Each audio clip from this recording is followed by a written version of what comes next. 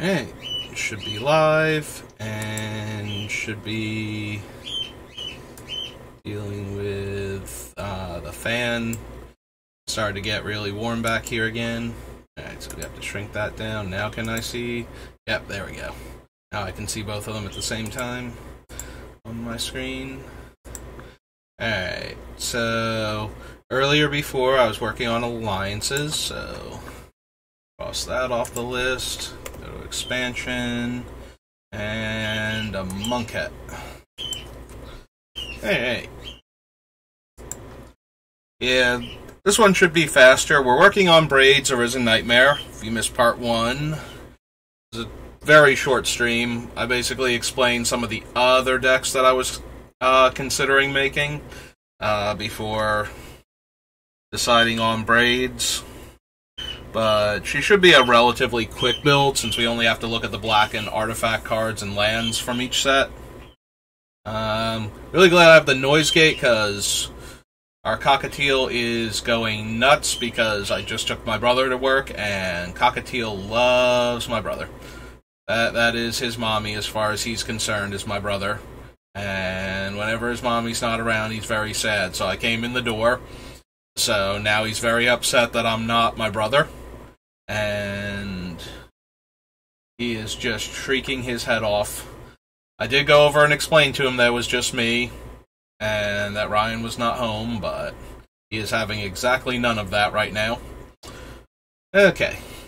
So, the Archfiend...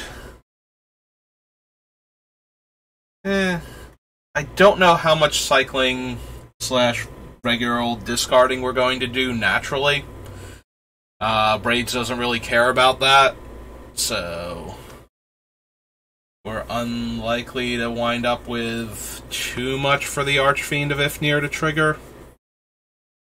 If we wind up putting a bunch of cards that also include us discarding cards for any reason into our deck, we have to come back and consider him, but probably not. Don't want to put -1/-1 counters on our stuff, and don't need a 4/3 lifelink for anything. Can gain haste? No. 3 less if a creature died this turn? No. Can attack or block, sacrifice a creature, scry 1, each opponent loses 1 and you gain 1. Don't think so. Cast a creature spell, each opponent loses a life and you gain a life.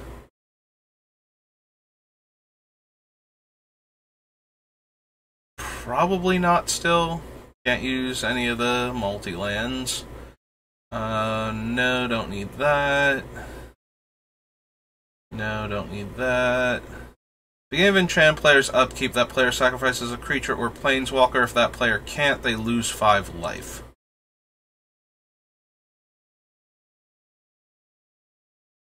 Does make the opponent sacrifice more permanents. It only works on 1 player, though. I don't know if that's quite good enough. I might consider it, though. If we can overtax any given opponent's resources so that they can't afford to sacrifice to Braids also, that might be worth it. So I'll consider it. It's probably not going to make it because it only wrecks 1 player and it's a 7-drop. I'm going to put it on the list for right now because it does kind of work with what we're doing. So... loses 2 life and you gain 2 life only if you control Liliana, and that's 4 mana to activate. I think we can do better than that. Can't run these. Well, can't run Destined to lead. Choose an artifact. Oh, right, no. Dies into a 2/2, we can do better. What's his comeback condition? Only anytime you can cast a sorcery if you have 1 or fewer cards. We're trying to draw cards with Braids.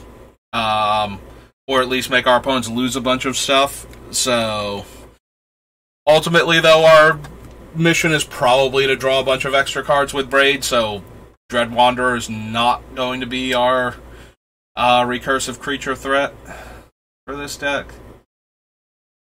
We're going to need a few cards like that. Activate abilities of creature cards in your graveyard cost 1 less to activate. Tap an untapped zombie you control. Target player puts the top card of their library into their graveyard. I know I'm going to want to be able to activate abilities in graveyards for cards that can come back. I don't know if this is going to be good enough. It's too early right now to know if this is going to be good, and I'll forget it exists later, so...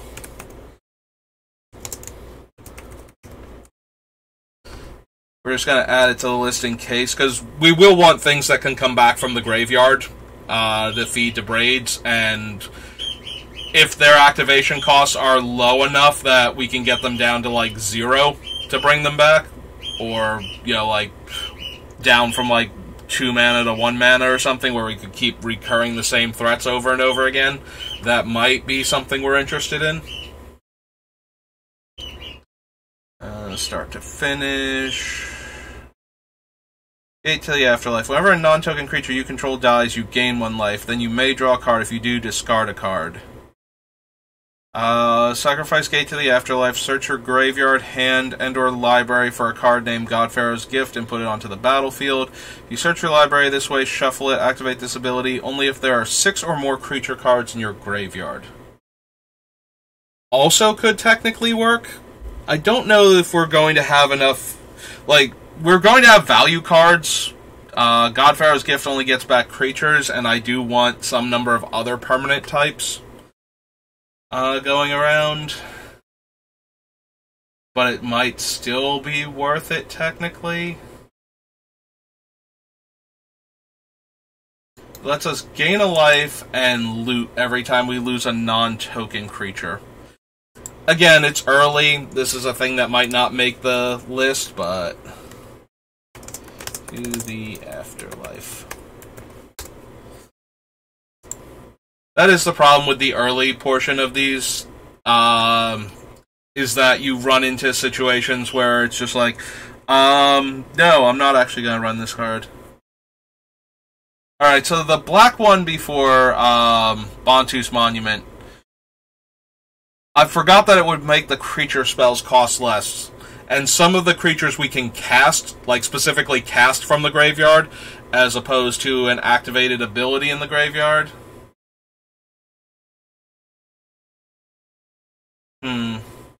So now I'm wondering if I might actually be in the market for Bantu's Monument.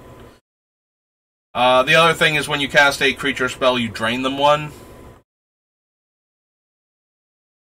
Like, everybody loses a life and you gain a life. I don't know, maybe. I did forget about the costing 1 less, which might be relevant.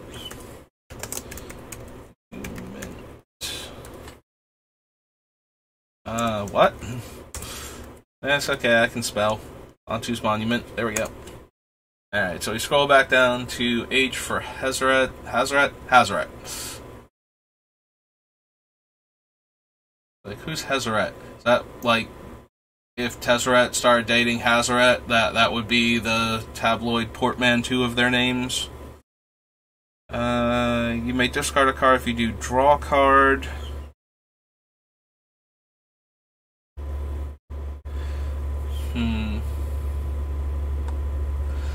I do want to have a lot of cards that have value in the graveyard for this deck. So I'm wondering if I'm interested in a card that lets us loot every time we cast a creature spell. Possibly. This one stops the creature from untapping. Yeah, I scrolled through a bunch of cards, but none of these are actually anything. But part of me was like, you didn't even register what they were, and that's because a bunch of them are like lands and whatnot. Alright, Death Wielder is super medium. Okay, 2/2 black zombie creature token, and mill 2 cards. Turn target creature card from your graveyard to the battlefield. That creature is a black zombie. Destroy all non-zombie creatures.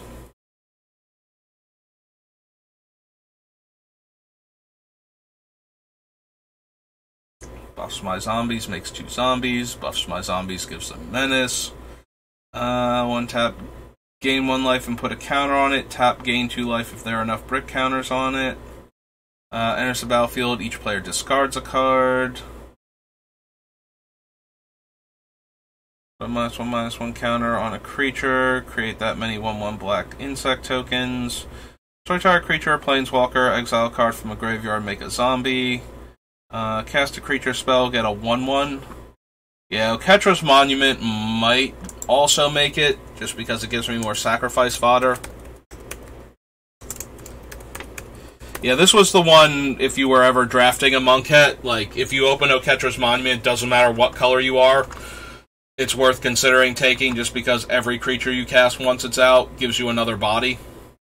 And that adds up real fast. So, if we're going to be doing fun tricks with recasting creatures from the graveyard, for example, might be worth considering, even if we're not going to... even though we can never cast any white creature spells for it to get the discount. Top card of your library until end of turn, you may play it. Put a brick counter on it. Exile the top card of your library, you may play it for free if there's 3 or more. Don't think we need that one. Discard a card to gain indestructible with 2 -1/-1 counters on a creature I control. And whenever another zombie I control dies, each opponent loses 1. Pyramid of the Pantheon filters mana at a high cost and then eventually becomes a Gilded Lotus. Ronus' Monument gives a creature a buff when I cast a creature spell. Cycle or discard, pay 1 to put a -1/-1 counter. 3 cards in the graveyard, cycles for black. Gets me back all the things I discard this turn. Counters, and when it dies, I can put counters equal to the ones that were on it onto a creature. Puts 2 counters on Divide as I choose. Creates 3 2/2s or cycles for 4 and creates a 2/2. Supernatural Stamina is the one that gives indestructible. Oh no, it's another one. When this creature dies, return it to the battlefield tapped.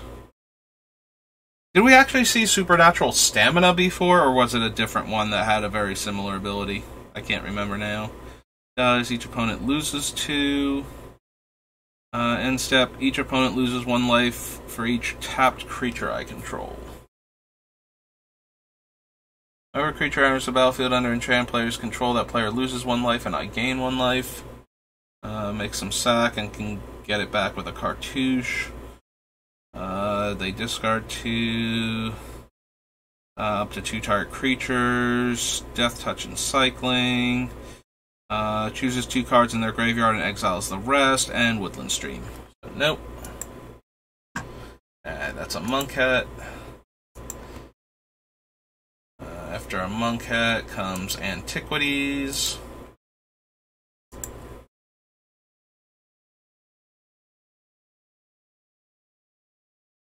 Round of damage. Put a counter on it. During each of your upkeeps, at the end of your upkeep, each player takes damage equal number of counters on it. Any player may pay 4 during their upkeep to remove a counter. Deals 2 damage to Enchanted Artifacts controller. Each time that artifact is tapped or its activation cost is paid. Well, there's good old Ashnod's Altar, and as you know about me, I do love an Ashnod's Altar in any deck where I'm sacrificing stuff. So I'm gonna consider it. We might not run the altar in this one. We might not need it.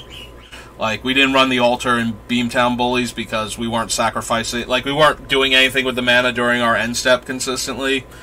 So... But we might want to be able to sacrifice creatures for mana. Like, we're going to be putting in things that we want to sacrifice anyway to Braids.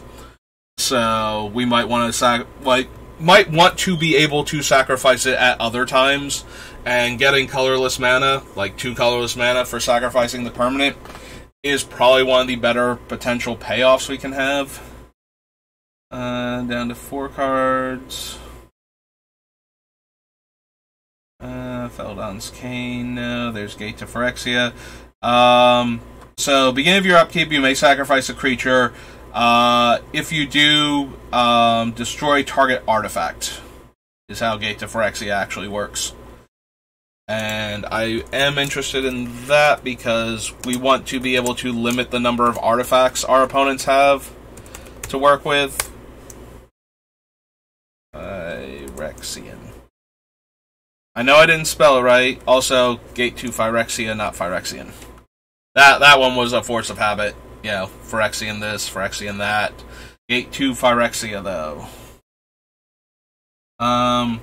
So yeah, having a way to destroy artifacts in black.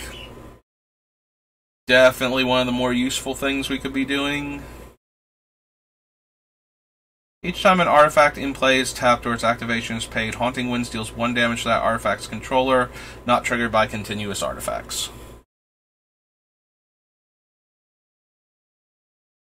I mean, I'm planning on running treasures myself just to have artifacts to sacrifice to Braids, so that one hurts us a lot too, potentially. I think we can pass on that. Attacking creatures get +1/+0. Millstone, Factory, War Machine, Workshop, Obelisk of Undoing, Onulet, Ornithopter, Gremlins, Priest of Yawgmoth, Primal Clay, the Racolite. Turn all enchantments on Racolite are then discarded.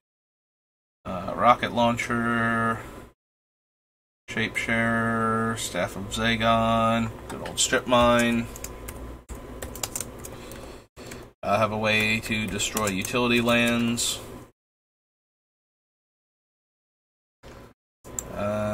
Suchi, no. Tablet, Coffin, Wand, Weaponry, Tetravis, no. Rack, no. Triskelion, probably not. Avenger, Chalice, Mine Tower, Power Plant, the Miter, Wall of Spears, Weak Stone, Poltergeist, Yawgmoth's Demon, Yoshin Soldier. Okay. Antiquities.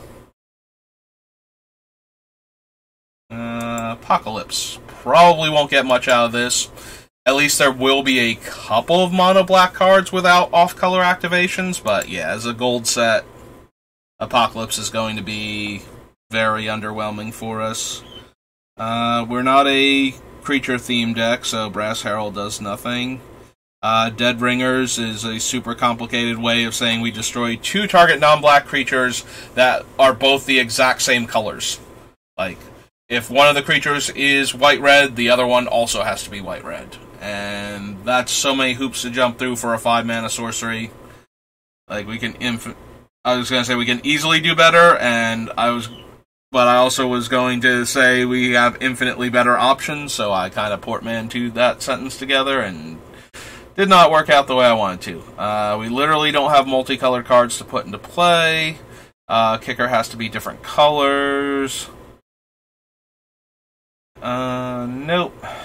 We're not a zombie theme deck. Don't need that little cantrip there.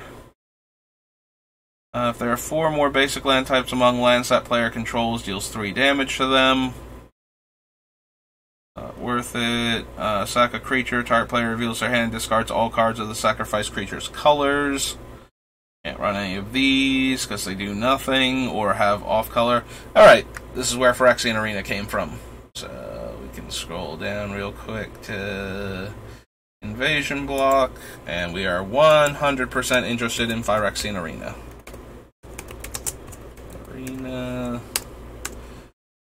We might be in for Gargantuan too.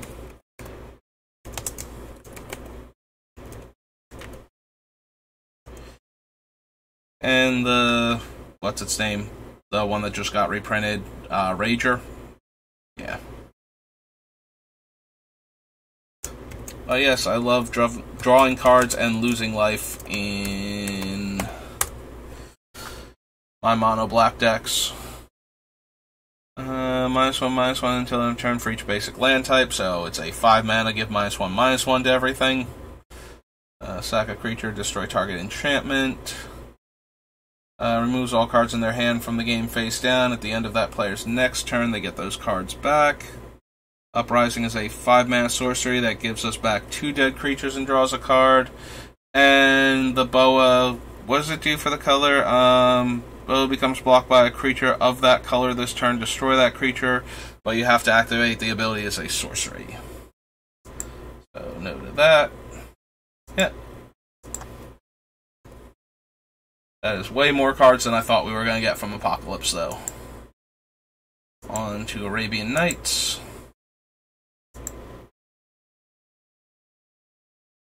Also expecting a low card count from this one. Yeah, don't need the ring or the lamp. We're not a Bazaar deck. Bottle, no. Brass Man, City of Brass. Yeah,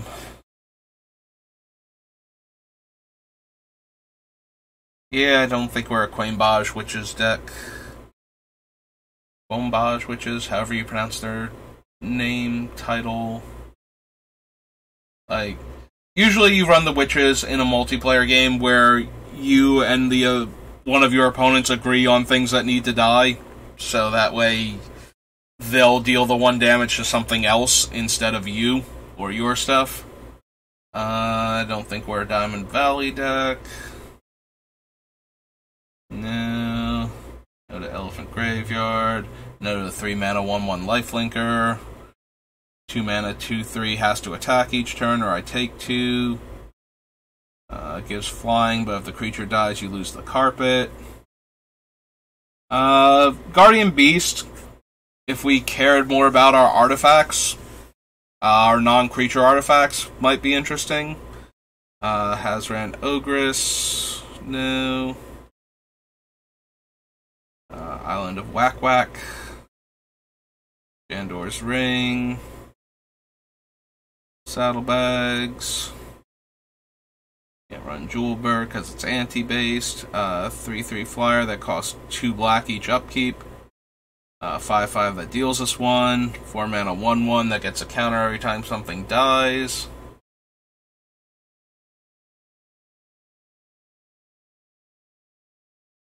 Library of Alexandria, Oasis, good old Oubliette.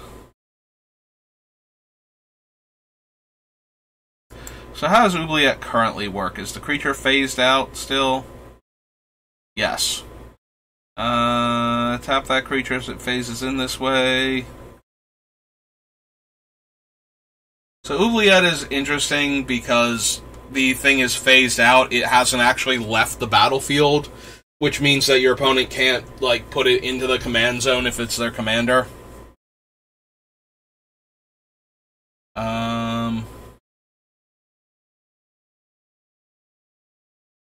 So that's why Oubliette gets run in Commander sometimes, is that you can just exile... You can functionally exile their commander while this is in play, and until they can destroy it, they can't get it back.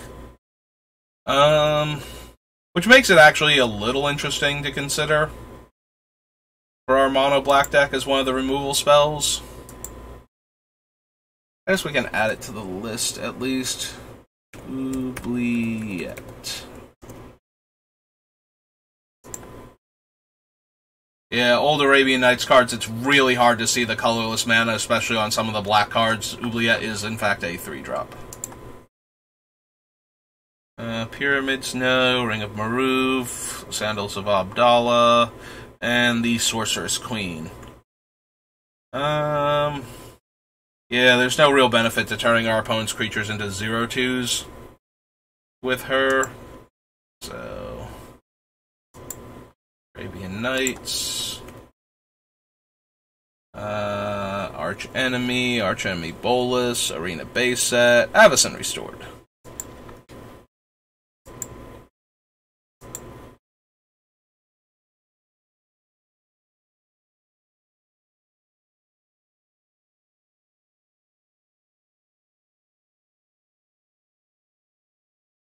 Around that.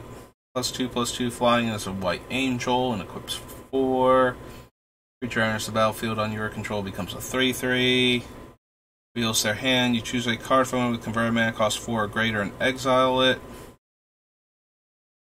Each player sacks 2 creatures.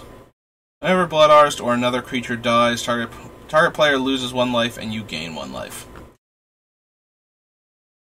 So this is one of those things that is always in danger of happening when you have a commander that cares about certain things. Alright, I was right. Arisen, AVA is good enough to get me to Arisen. Is that you run into certain strategies that just have a bunch of commanders built around them already, and you run the risk of running a very similar strategy. Like, we are Braids and we are mono black. We want to sacrifice our stuff, and then get the opponent to also have to sacrifice, which means that a card like Blood Artist becomes a lot more likely to trigger a whole bunch of times. But the problem is when you start putting in cards like Blood Artist is you start to build a deck that's the Aristocrats, and Aristocrats decks just want to sacrifice all of their stuff all at once in one turn in order to do a whole bunch of things to the opponent, usually involving draining them 1 for every creature that's dying, but on like 15 different cards. So that way every creature dying is draining like 15 life from the opponent. And you always run the risk when you are sacrificing creatures for value in a commander deck that's black, that you're going to wind up wanting cards like Blood Artist, Zulaport, Cutthroat, and possibly the more expensive ones. Like, we're going to add it to the list, and then we're going to see, like, how well we benefit from an Aristocrats build while we're working on this. But there is always that risk that, you know, something like Blood Artist will take over what you're doing with the deck. But you can build, like, 10 different Aristocrats decks, like, almost the exact same way and with interchangeable commanders, and they're all, like, fine. You know, like, Bantu is a good Aristocrats commander, the one we just saw, because you can sacrifice a creature each turn so she can attack and block and be an indestructible god, and every time you sacrifice your things, you're gaining life and scrying, and yeah. Like, you can do that for, like, almost any mono-black commander that wants its creatures to die. So the fact that Braids gives you value for sacrificing things every turn means that there's going to be an Aristocrats build for her. I don't know if we need to do that. We might be able to get away with just, you know, what we have here. So, like, we might not necessarily need it to be an Aristocrats deck. But yeah, there's always the potential that the Aristocrats cards are going to creep into the deck because you get value for sacrificing your things, which is something you were going to do anyway. So I've been trying to avoid too many of those type of cards in deck. We built 2 other commander decks that want you to sacrifice creatures that have black in their mana cost, and now we're building a 3rd one, and every time I wind up, like, putting cards like Blood Artist on the list, because there's always the potential that this is going to be the deck that's going to run a bunch of Aristocrats cards in it. And I really don't want the decks to be super samey, so I start looking for other cards we can be running. But it might turn out that Braids just wants some number of Aristocrats cards in her, and since we're mono-black, we're less likely to find other cards in our other colors that enable or pay us off for what our commander is doing, where we could go away from Aristocrats cards and more towards another strategy. So I'm going to put the Blood Artist on the list again, and we're going to consider it. Even if I'm interested in Undying creatures, I don't think Butcher Ghoul is going to make it. We might have enough value cards, though, that Conjurer's Clause is worth considering.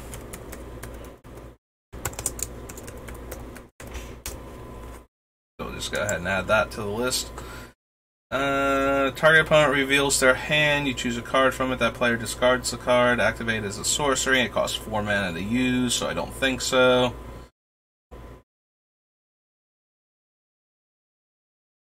No. Excuse me. No. You give your end step. If you control exactly one creature, put a 5/5 black demon into play. Sacrifice a creature other than Taskmaster. And it's a battlefield, exile unless you sacrifice another creature and has Undying. Put a despair counter on it. Then each player exiles X permanents. Can't run that. Deals combat damage, or whenever creature dealt combat damage, rather, by Dreadslaver dies this turn. Put it onto the battlefield under your control. That creature is a black zombie in addition to its other types and colors.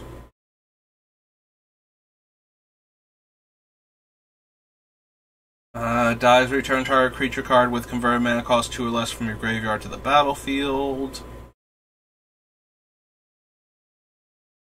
Good old Exquisite Blood. Don't know that we'll have enough humans for that. No to this one. Would be dealt damage, prevent that damage, and exile that many cards from the top of our deck. Turn target creature card from a graveyard to your hand. Target player sacrifices a creature. Whenever another non-token creature dies, you may draw a card. Again, another popular one in Aristocrats builds. Harvester of Souls. Cards like this one and Grim Haruspex and whatnot tend to show up in those type of builds because you're sacrificing lots of creatures. This way, if you're not actually infinite at that point, you can dig towards the cards that will let you complete the circuit and actually go infinite. So you'll see cards like Harvester of Souls, Grim Haruspex, and the other card drawers for when your creature dies that aren't limited to once per turn. Defender and First Strike. If we have exactly one creature, it gets +3/+1 in lifelink. Destroy target human. Can't be blocked by humans. For each player, its controller sacrifices it unless they pay X life. So this is an interesting one for the go wide strategies that get around Braids by having tons of tokens to sacrifice. Because if your opponent only has to pay like 3 life to keep their big balmy creature in play, if you cast it for like black and 3, then they'll pay the 3 life. But if they have to pay 3 life for each 1/1 that they have out, and they have like 5 or 6 1/1s out, I don't think they want to pay 15 to 18 life to keep their board state and have sacrifice fodder for Braids. So, yeah, and once you start getting into the higher piles of mana that you can pay for it, the downside to this is that once we get it high enough, we will lose all of our stuff too, because it's each creature. So we're not going to want to pay that much for each of our guys, but we do get to control when it happens and for how much, so at least consider it. But yeah, it's a way to kill all of the smaller things, or make the opponents lose a bunch of life, so now they have to start feeding things to Braids to not die. And then if all their stuff just happened to wander off to a Mutilate or something, we would still get them. Dies into 2/2/2s. Pay 4 life to regenerate. Discards 2 cards and loses 2 life. Whenever equipped creature attacks, make a 4/4 Angel. Has 2 colorless to Fire Breathe. Death Touch and Regenerate. Each player draws a card for each charge counter on it. No, thank you. Dies, destroy target land. No. Oh, demon, that player loses 3 life. Gains Death Touch until end of turn. No. Dies, each player loses 3. Don't feel like that's quite good enough. I do like the idea that our creatures dying are making our opponents lose more life, so they have to keep finding ways to feed Braids to not die, but I think we can do better than a random like 3 mana 3/2. That's gonna make us lose 3 life also when it goes. From a graveyard, target opponent gains control of it. Triumph of Cruelty. Control the creature with the greatest power, tied for the greatest power.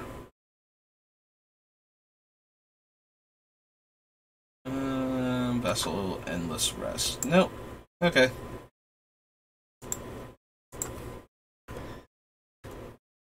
Alright, so after Arisen, we are in battle for Zendikar.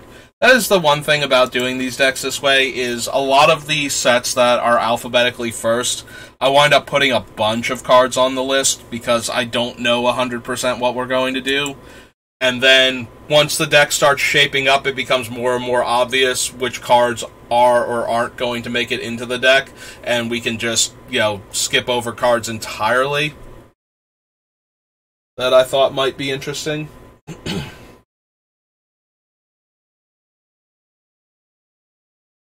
Alright, Aligned Hedron Network gets rid of everything power 5 or greater until it leaves.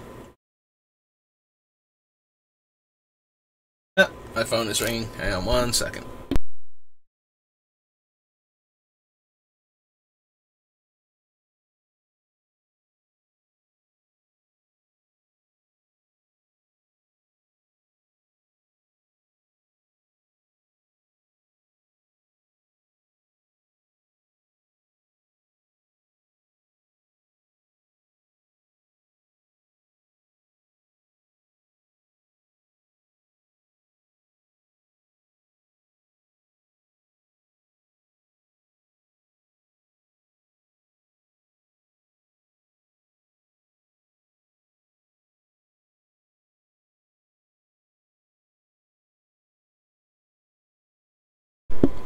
Alright, and I'm back. Alright, so we weren't interested in Aligned Hedron Network. Ally Encampment, no. Altar's Reap, if we weren't interested in Deadly Dispute, we don't want this thing. Bane of Balaged, no. I mean, there is some value in something like Bane, where we're already taxing our opponent's resources by sacrificing things to Braids. So there's always the possibility that we will be able to feed even more stuff. Like, if we can get them to exile things and then we're sacrificing permanents, like, eventually we're going to have to be allowed to draw cards that way. But it's a 7-drop, and we're going to have other 7-drops. But I might be more interested in the larger Annihilator creatures than, like, probably Ulamog and maybe Kozilek when we get to them in Rise of the Eldrazi because of that. I don't think we care about Blighted Fen that much. Gain Life gets a counter. Bone Splinters, Breaker of Armies. Carrier Thrall dies into a 1/1. Exile target creature with power 3 or less. I was thinking, so Smokestacks kind of crossed my mind. And I was wondering if we would actually be able to keep ahead of Smokestacks, and then I was wondering, could this actually be a deck for Terrible Bulk Mythic Descent into Madness that we just saw in Avacyn Restored? And even now, while I'm thinking about it, it's like, probably not. It's going to be really hard to keep up with that, because our stuff is getting exiled, not sacrificed, so even the things that will give us replacement creatures for the things that we're sacrificing won't be able to keep up with it eventually. I mean, maybe if we can generate enough value out of our things dying, we can generate enough tokens and whatnot to be able to feed Descent into Madness way longer than we should be able to until we finally, exile it to itself. I have to go back and look at Descent into Madness now. But maybe this is the way we can do Braids. Maybe she's full on stacks variant. So that way we get to draw all of the cards forever. This one lets me get a mana cost 7 or greater and makes our creature spells 2 less each turn, once per turn. Excuse me. Sack 2 Scions, return from your graveyard to your hand at sorcery speed. Gain life. Each opponent loses, or target opponent loses that much life. -5, -5. Cast it to make another 10/10. No. Deals combat damage to a player. Put a 1/1 counter on each attacking creature you control. 2 creature cards from your graveyard to your hand. 8/9 Trampler. XX. 3/2 Menace, and gets +2/+2. Exiles a card from a graveyard and makes a 1/1, and I draw a card. Exile a creature and a land. Enters the battlefield, get +1/+0. If it's a swamp, they get +2/+0. 5 mana to give a creature -1/-1. Good old Hedron Archive. Alright, so this is Battle for Zendikar.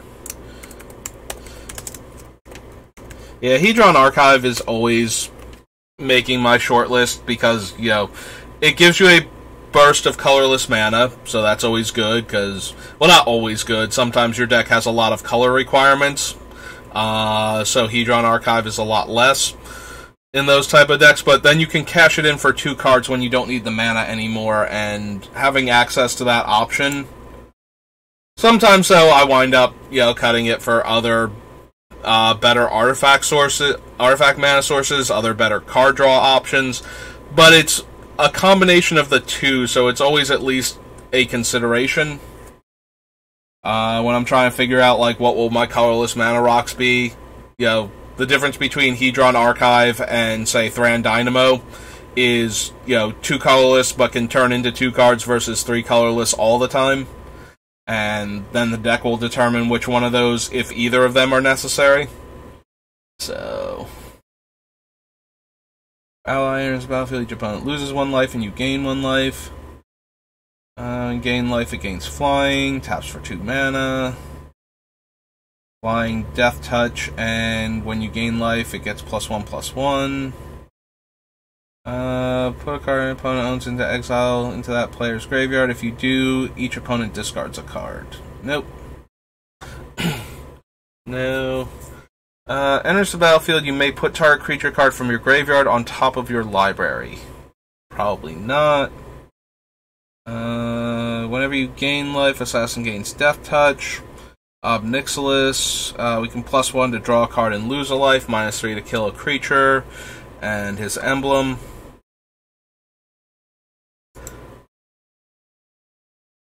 So basically, Ob is a 5 mana Phyrexian Arena that can do other stuff like kill a creature.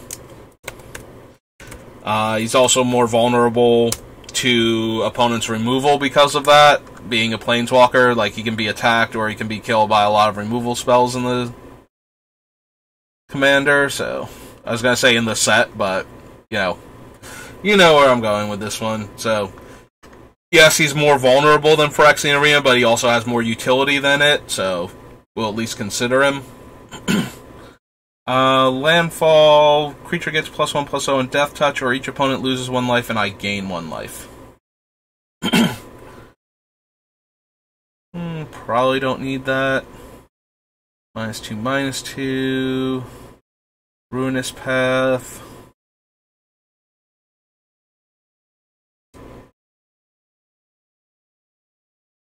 Search for a colorless creature. Probably not. Scour from Existence, no. Shrine of Forsaken Gods, no. No. Yeah, I'm starting to think of, like, not Aristocrats, Stacks might be an interesting build for Braids here. Because that's basically what her original version was, it just wasn't optional.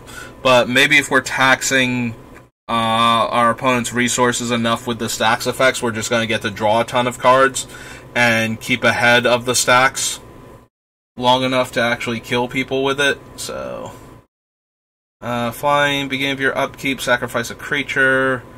Whenever you sacrifice a creature, draw a card. We'll at least consider it. Again, this is another one of the I'm sacrificing things, so might as well Combination. There we go. Left 2 letters out. 6 tap to sack it. Makes 3 1/1s. Storm Surge. Titan's Presence. I forget, real quick, does Spawning Bed come into play tapped? It doesn't. You need to get to functionally 7 mana to activate it, though. It does turn 1 permanent into 3, so there's a part of me that's considering it. Oh, good. We get to write down Ulamog again and see if this is a deck that wants him.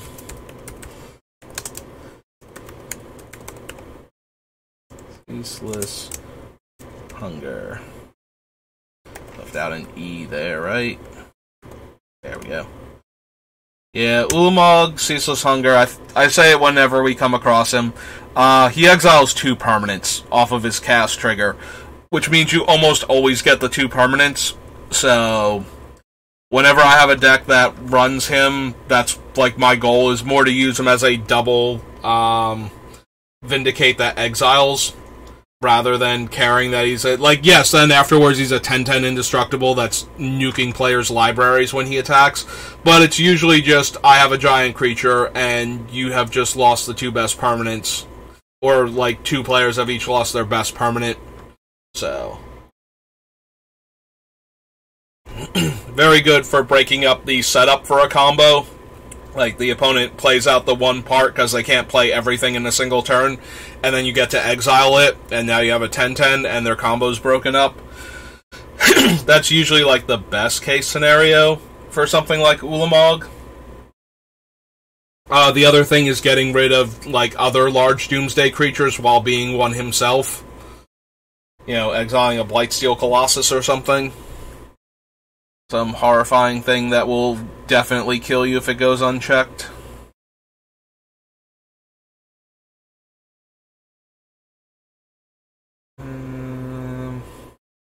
Gracious Null, no. Wasteland Strangler, and there's good old Zulaport Cutthroat.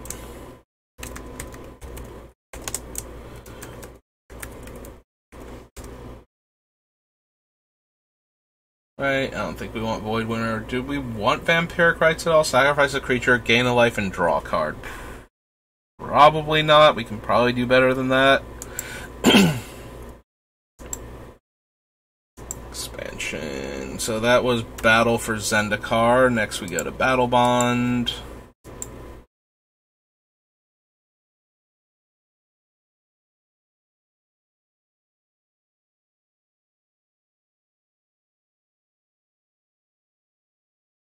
Opponents can't gain life. So, this is another one that I've considered a few times as a living version of Wound Reflection that can also attack for 6 and stops the opponents from gaining life.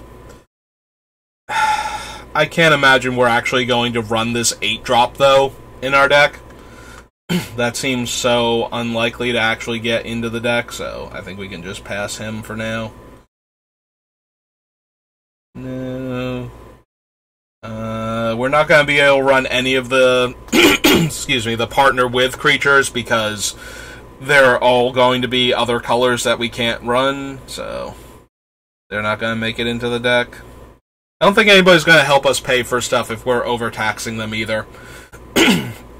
So we can probably just skip that. Those are all reprints. Yep, again, I don't think anybody's going to help us with that, or that. And I don't think they're good enough if players aren't helping to do anything with them. All non-demons get -2/-2. Probably not. Sacrifice X creatures. Target player draws X cards and gains X life. Put X 1/1 counters on Krav the Unredeemed. Probably not. Opponents are dealt combat damage. If any of that damage was dealt by a warrior, you draw a card and lose a life. Mind's Eye, Morbid Curiosity. Arcana Revenant we'll consider when we get back to the set she's originally from.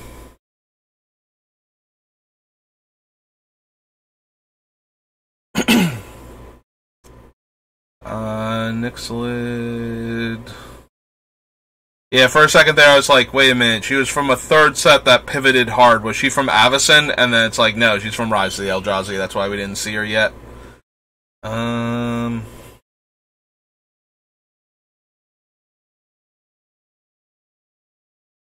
Attacks, if your team controls another warrior, gets +1/+1. That's nothing. Whenever a creature with a 1/1 counter on attacks, one or more of your opponents, that creature gains Death Touch. No to all of these. You would lose the game this turn. Instead, draw 7 cards and your life total becomes 1. Probably not. Or another warrior enters the battlefield under your team's control. Target opponent loses 1, you gain 1. Put onto the battlefield under your control all creature cards in all graveyards that were put there from the battlefield this turn. Might be interesting if we're making players sacrifice lots of things. It is a 5-drop, though. But we also might be able to piggyback off of other people's wraths to get a bunch of creatures into play. So we need Battle Bond. I'll consider it at least. Thrilling Encore. Tap target creature. No. Loses half their life. Friend or foe. Each friend returns a creature card from graveyard to hand. Each foe sacrifices a creature. And Yoshin Soldier. Yeah, we'll consider Thrilling Encore at least. Alright, so that was Battle Bond. Beatdown. Betrayers of Kamigawa. Some more water.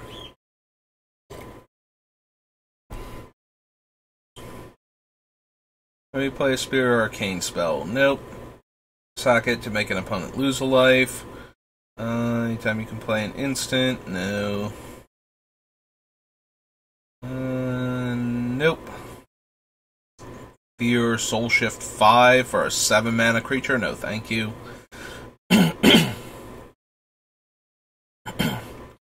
Return target legendary creature card from your graveyard to play. That creature gains haste. Remove it from the game at end of turn and splice onto Arcane. Destroy target legend. No. Destroy target non-black creature. Good old Ink Eyes. Play a Spirit Arcane spell. Target opponent removes a card in their hand from the game.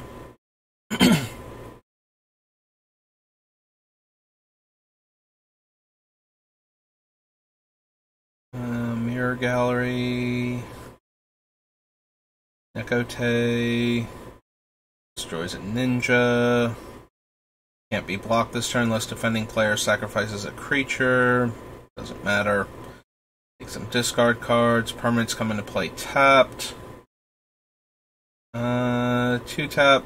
Removes the top card of their library from the game. You may play that card this turn. Whenever a permanent is put into an opponent's graveyard, that player loses 1 life. Alright, patron. This might be your chance. So this is Betrayers.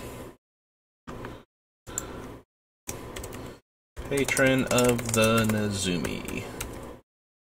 Alright, you giant rat maw. This might be your deck. Psychic Spear. Discards a card. Oh, only if it's Spirit or Arcane. Sacrifice it, destroy target non-black creature, but it's also a 7-mana 3/3, even with Soul Shift.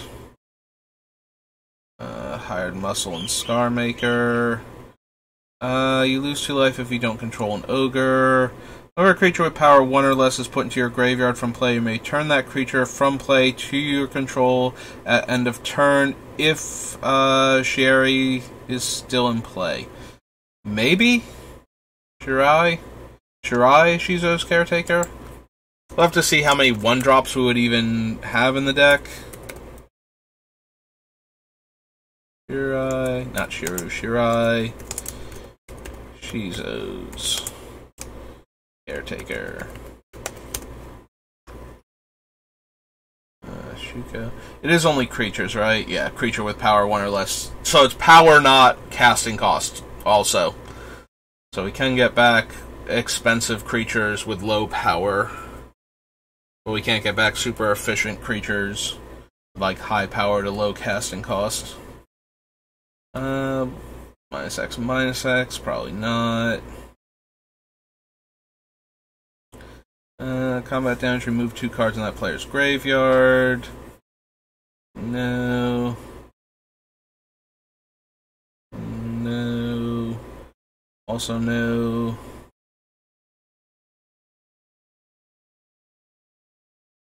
That which was taken.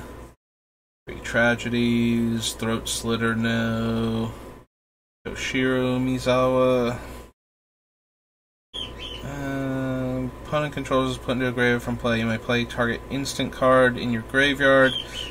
That card would be put into your graveyard this turn. Remove it from the game instead.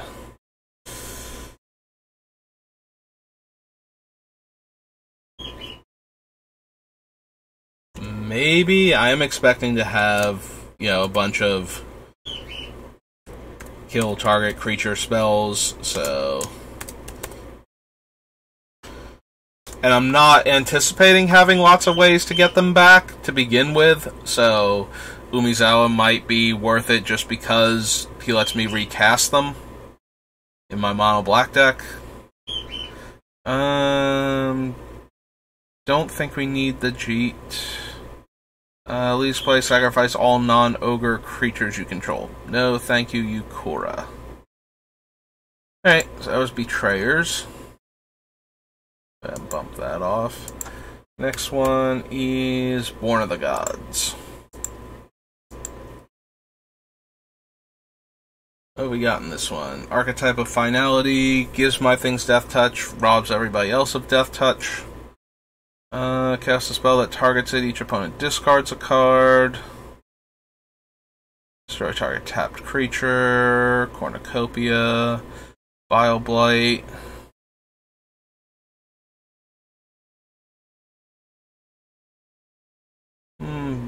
Probably not. It does get rid of token creatures, like if opponent has an army of tokens, it gets rid of them. It also, if we randomly run into 2 opponents with the same creature, we can get rid of them, or clones or something. Only affects creatures with 3 or less toughness, so probably not. Tap an untapped creature you control, gets +1/+1. Sacrifice X other creatures, return X target creature cards from your graveyard to the battlefield. And 7 mana, put Champion of Stray Souls on top of your library from your graveyard. And he is normally a 6-drop. Probably not. I have always liked the first ability, like trade in all of your little things for as many good creatures in your graveyard as you have, but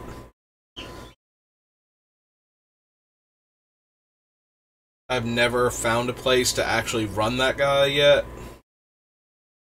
Don't want Fate Weaver, Fated Return, probably not.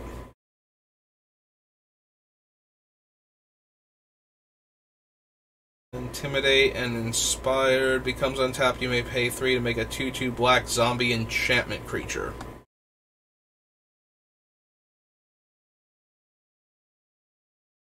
Yeah, I might be more interested in that if she was more like, whatchamacallit, like the Shattergang Brothers, where I would need enchantments to sacrifice to force, like, us sacrificing enchantment creatures means that opponents that have creatures don't have, like, they can feed their creatures to it first.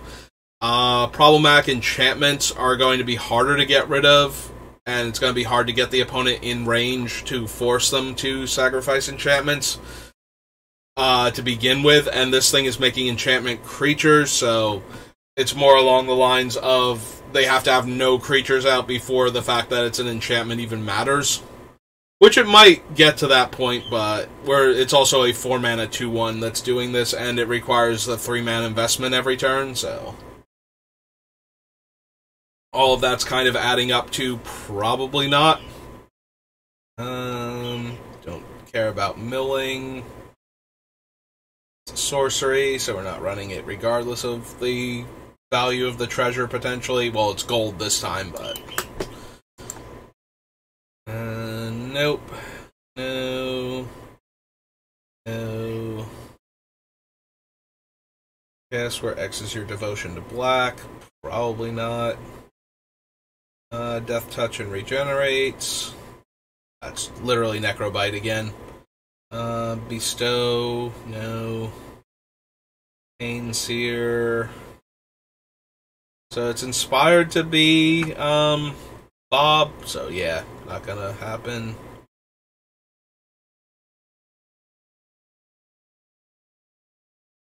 Draw X cards and lose X life where X is your devotion to black.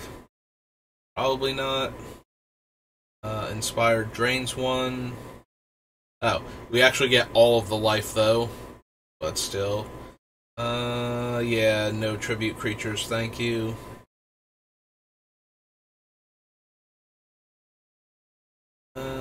Giant creature attacks, defending player loses 2. Inspired gives out Intimidate and Weight of the Underworld. Yeah, I was not expecting a whole lot from Born of the Gods and got even less than that, so.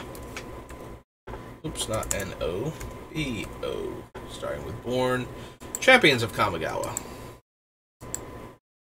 Oh, good. Since we found nothing in Born of the Gods, we are right here if we find anything from Champions. You know, besides the obvious Sensei's Divining Top thing, because you know me. I'm all about those cards. I'm gonna play a whole bunch of, you know, base black fetch lands. It's put into a graveyard from play. Target opponent discards a card for each Zubra put into your graveyard from play this turn. Foul. Beginning of your upkeep, you may sacrifice it. If you do, search your library for a demon card, reveal it, and put it into your hand. When a demon comes into play under your control, return it from your graveyard to your hand. Devotion counter on it, and target creature gets -X/-X, but only if I have a demon. Seiju, Cranial Extraction, I almost said insertion, after the website where the judges answer questions for you. Cruel Deceiver. What happens? Reveal the top card of your library. If it's a land, Cruel Deceiver gains whenever it deals damage to a creature, destroy that creature. Nope. 4 mana, Bushido 1, and has a pump ability. Creatures you control get +1/+0 and gain fear. It's put into a graveyard from play. Each player loses 3 life. This time it's a 6 mana 3/3 rather than a 3 mana 3/2. Yeah, I think I'd rather have the 3 mana 3/2. Thanks. Thanks, Champions of Kamigawa. But I'm good. I don't want Distress. Don't want to give my opponents 1/1s to sacrifice. Equipped creature has Shroud. Prevent all combat damage and equips for 2. 2/2 flyer. Trample. Beginning of your upkeep, discard a card if you don't control an ogre. Nope. Tap an untapped creature you control to mill 1. Pay 3 life, and creature has haste. He Who Hungers. Target opponent reveals their hand, choose a card from it, that player discards that card only anytime you can play a sorcery, and it has Soul Shift 4. Instant gives -2/-2. Target opponent discards a card for each shrine you control. Tap an untapped legendary permanent to untap it, and it taps for colorless. Creatures become the tower spell or ability, destroy that creature.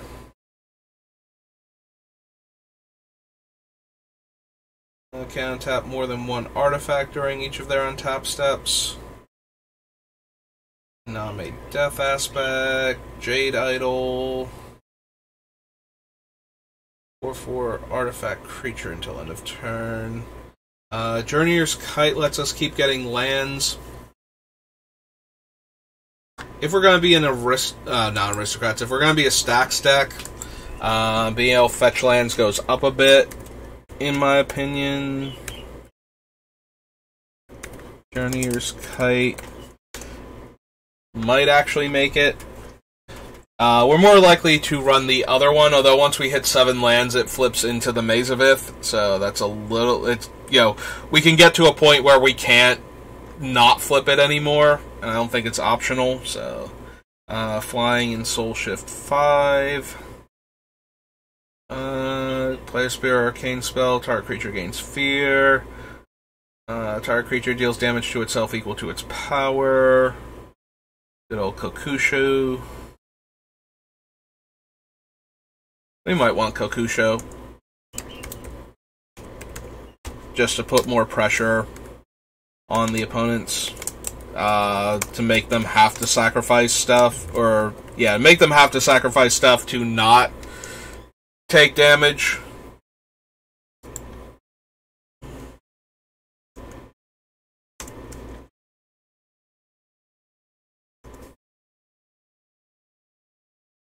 Wow, I cannot spell evening. There. To show the evening star. Attach only to a legendary creature, share a color, share a type. Yeah, we're not a nightmare theme deck, so... pay a life gives -1/-1. That has an upkeep cost of like 4 black, so no. Arcane spells and spirit. So arcane spells are cheaper, spirits get a buff. Sacrifice a rat, put X 1/1 rat creature tokens into play where X is the number of rats you control. Aronar can make a ton of creatures, but we would need a bunch of the other rat makers in order for him to actually do enough. We'll have to see if I want to put that many rats in the deck. We do have Patron, so having playable rats makes the Patron better, since that stops it from being a 7-drop and lets us cast it with Flash. Probably not. We remove the divinity counter. Each opponent discards their hand. No. Sacrifice a creature, target player discards a card. Only anytime you can play a sorcery. Probably don't need that. If it wasn't for the black activation, if we could just sack creatures, we might be able to do some nasty stuff with that. There's my good friend Nezumi Grave Robber. Literally my go-to Graveyard Hate for black. Like, for black, it's Nezumi Grave Robber. For green, it's the Scavenging Ooze, usually. White, there's a creature called Stonecloaker, I believe is its name. It's white and 2 for a 3/2 with Flash. When it comes into play, exile a card from a player's graveyard, and also when it comes into play, return a creature you control to owner's hand. So you just bounce the Stonecloaker itself, and you can eat your opponent's graveyard very quickly with that. Those are my go-tos for Graveyard Hate in those colors. Other colors, like red, doesn't really have specifically Graveyard Hate, so you have to consider cards like, your Tormod's Crypts and whatnot. Blue's Graveyard Hate tends to involve shuffling it back in instead, so yeah, you need like an exile target graveyard if you're going to care about that. Otherwise, you have to counter the things that care about the graveyard, and if it's something that comes back from the graveyard, that's a lot harder to do. But yeah, like I've said this before, every deck should have some way to interact with specific strategies, and Graveyard Hate is very important in Commander, because a lot of players just try to recur threats over and over again, or use the graveyard as a resource. So you want at least one dedicated Graveyard Hate card in a lot of your decks, and if you don't have one that matches your theme, then you usually want to go for one of the... This card just annihilates graveyards when you need it to. So, because I tend to build a lot of decks that use the graveyard as a resource, I don't just go for the cards that, like Relic of Progenitus, that just exiles everybody's graveyard. So Nezumi Grave Robber, Scavenging Ooze, and Stonecloaker are like the ones I usually lean on pretty heavily if I'm in one of those colors. So it's only when I'm in like red-blue or something where I don't have great graveyard hate, and I usually have to rely on something that just, like a Tormod's Crypt or something, or I have to rely on my own deck being a monster combo deck because I'm in blue-red, because blue-red just seems to naturally become the Spells Matters combo deck whenever I try and do anything with it.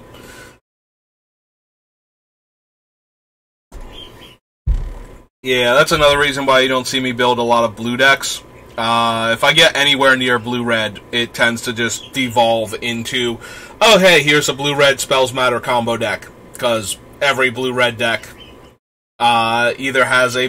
Like, almost all of them are Spells Matter heavy card draw decks, and then you just wind up gravitating towards combo pieces at that point because you're seeing so many cards and you're playing so many spells. It's very easy to, jam like a bunch of Time Warp effects and go infinite, like the older ones that don't exile themselves when you cast them.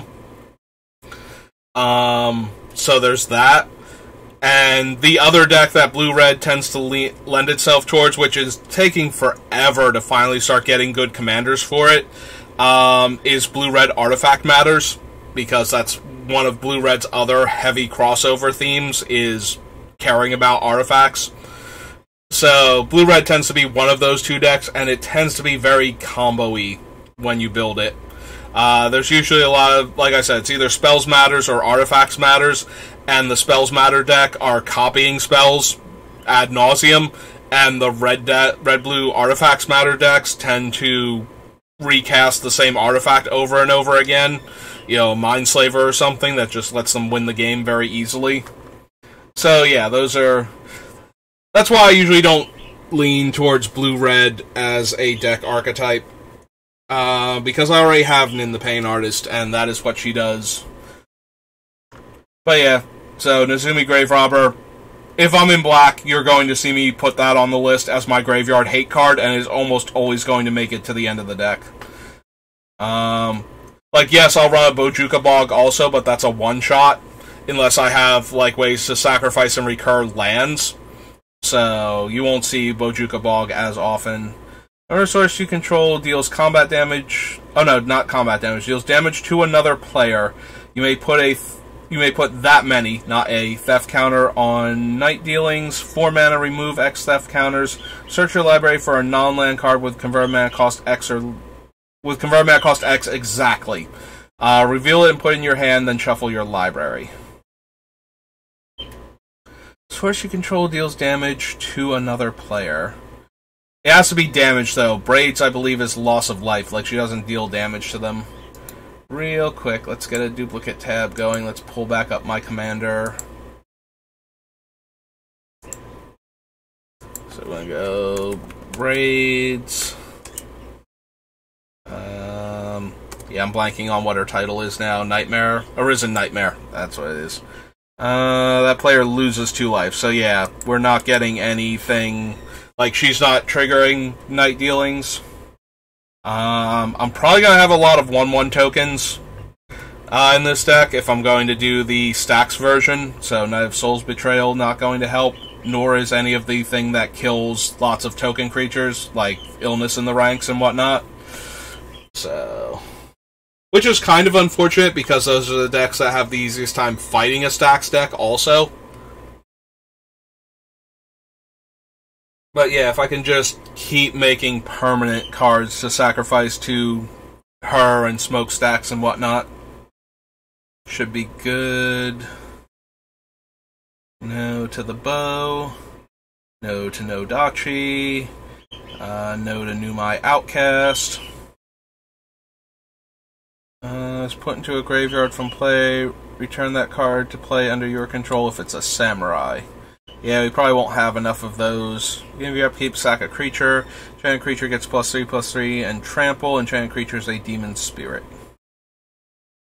I'm going to play with X charge counters on it. 5 tap, make a 1/1 for each charge counter on it.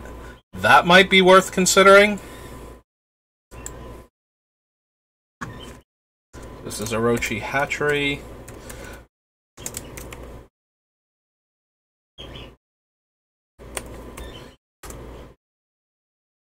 Yeah, if we can make enough creatures, especially if we can proliferate onto the hatchery so that it keeps making more tokens each turn. So that way we would be able to keep up with the smokestack, getting more and more counters. -5, -5, no. Remove up to 3 cards in a graveyard from the game, no. No. Target card in a graveyard on the bottom of owner's library. Probably not. We do need ways to get back, like smokestacks and whatnot if they get killed, but there's Ren Flesh and Ren Spirit. So yeah, Ren Flesh destroys a non-spirit creature. Yeah, it's 1 more mana than Power Word Kill, but it actually kills a lot of the more relevant creature types, like dragons, angels, and demons are all going to show up in Commander games at some point in time. Spirits will also, but it's a lot less likely that the biggest threat on the board is a spirit specifically. The biggest threat on the board can very easily be an angel, demon, or devil most of the time. I'm sorry, angel, demon, or dragon. Devil is the least relevant one out of all of them. There's our top, and I do want that.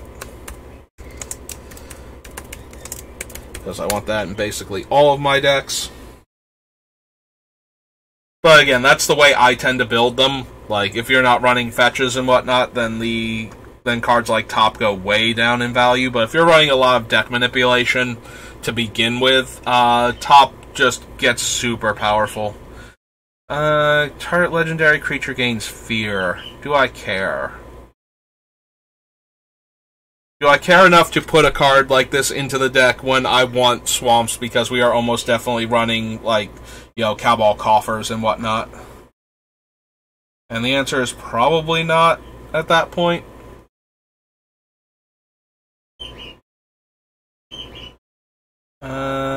Deals X damage to target creature and you gain X life. Oh, there goes my phone again. Alright, hang on. Be right back.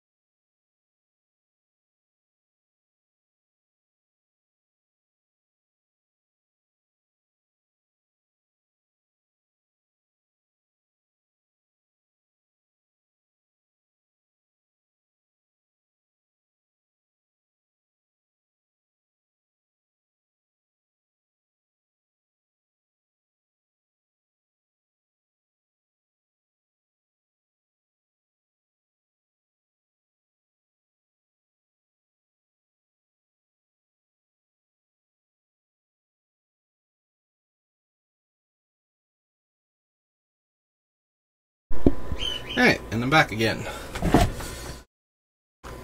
Sorry about that. Swallowing Plague deals X damage to target creature and you gain X life sorcery. Turns into a 5/5 dragon. As long as it's legendary. Gets +2/+2 as long as it's red. Spear Arcane spell, they lose 1, you gain 1. Would draw a card, player removes that card, face up instead. Each player may play cards they remove from the game with Uba Mask this turn. Can't block. As long as you control a demon, has black regenerate it. Discard 2 cards. Target player dealt damage by Wicked Akuba this turn loses 1 life. So, no. Alright. So that's Champions. C. Chronicles, Classic, Cold Snap. And we get into the Commander decks.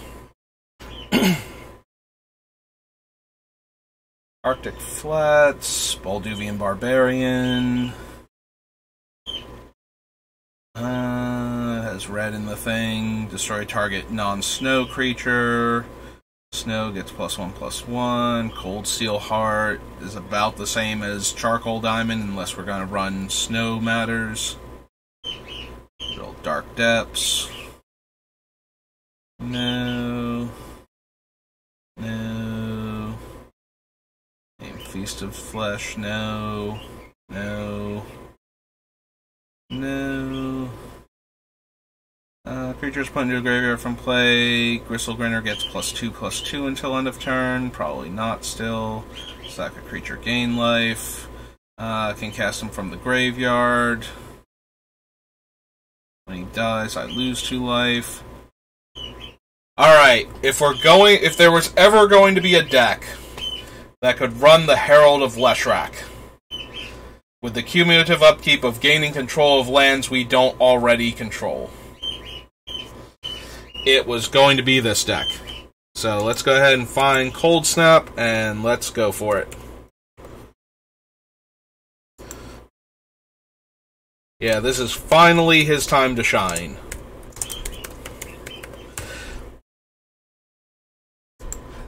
Yeah, I've said it before when I've come across him. This is one of those cards that I always want to put into a deck just because the ability itself is super powerful and obnoxious, and it never works with what the deck is doing, so I wind up not running it. But yeah, if there was ever a deck where Herald of Leshrac's ability was going to be relevant, it's going to be this deck.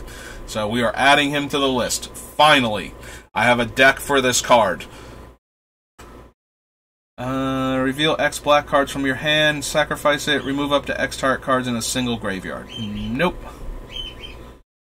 Bauble we don't need. Cumulative upkeep black, no. At the end of your turn, draw a card for each age counter on it. When it's put into a graveyard from play, lose 2 life for each age counter on it. So we'd have to exile it in order to get out from underneath the cumulative upkeep. Don't want that. Don't want that. No. No. Scrying Sheets is like one of the best payoffs for running all Snowlands. The other one being whatchamacallit, the one from Kaldheim, where you destroy all things with mana value less than the amount of snow you destroy all creatures and planeswalkers, but then you get one back based on the mana value equal to the amount of snow mana spent on it.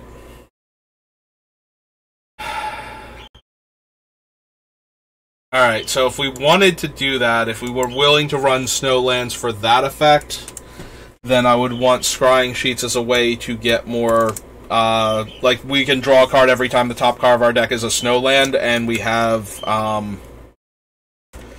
what's its name? Top, so we'll know when we have Snowlands on top that we can draw with it. So I'll consider that.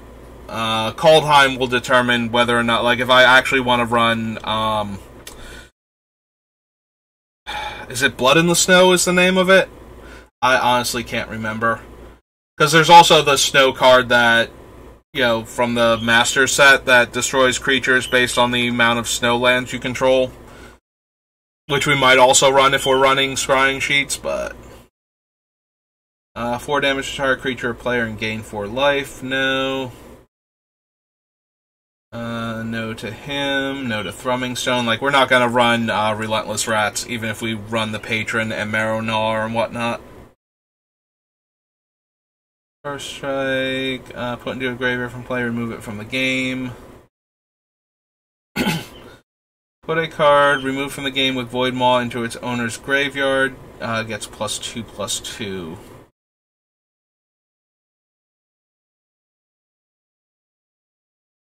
So Void Maw is interesting as a graveyard hate card. We just have to be careful with our stuff that comes back from the graveyard that we put it back into our graveyard. Like, split second cards are the only way we can get wrecked by that. So we have to be careful of those, because then we can't, if they split second, kill the Void Maw. Although, I don't think any split second card actually kills Void Maw. There are a couple cards that would let them gain control of it, and then sacrifice it. And then, even if we got it back, it would be a different Void Maw, so we wouldn't be able to do anything with it.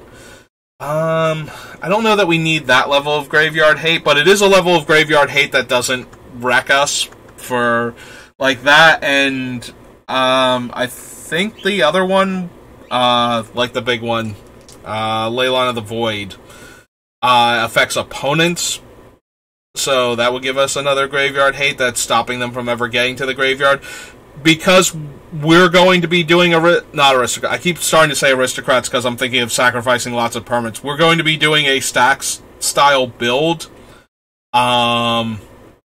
We want to stop the things that the opponent could recur to get around stacks. Or that let the opponent make a bunch of things when their stuff dies. Like, if they're an Aristocrats build, we want to be able to shut that down. So Void Maw might be what we're looking for. Also, I'm 99% sure that Leyline only affects opponent's deck, or opponent's graveyards. So... that might be a thing to consider for this deck, because we don't want our opponents to be able to get back their reassembling skeleton type cards, and we don't want them to get tokens when their things die, a la Skull. Oh god, what's its name actually called?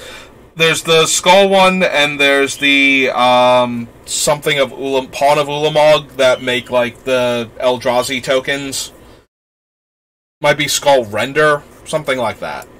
Anyway, we want to make sure the opponents aren't getting, like, their value out of creatures dying, so that way they can keep paying for their, for the stacks things that we're putting on them. Alright, so that was Cold Snap. So now we're into the commanders. Alright, real quick, I want to try something. So, Commander 2013. So, duplicate tab, but go back. So, I'm going to full screen it for a moment, so I won't be able to see you guys. So, if you've been waiting, now's your chance. So, search by color. And we want to go card set Commander 2013 and search over here outside of the advanced search. This does mean that we'll get cards that are like multicolored that are black. But I believe we can do ascending order here and get only the new cards. No, that doesn't work. Okay, because I was doing something the other day and I clicked, like I searched for the set and hit ascending order. And it actually worked.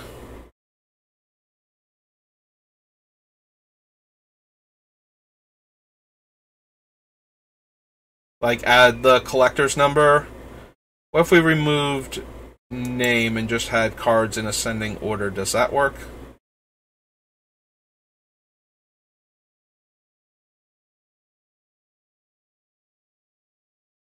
Yeah, I was able to do it before where it actually listed all the cards.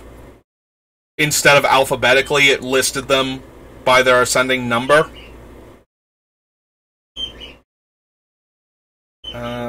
Card name, ascending number. Yeah, I tried to add that and see if it would work. What is refine search? Oh, refine search just brings us back to that.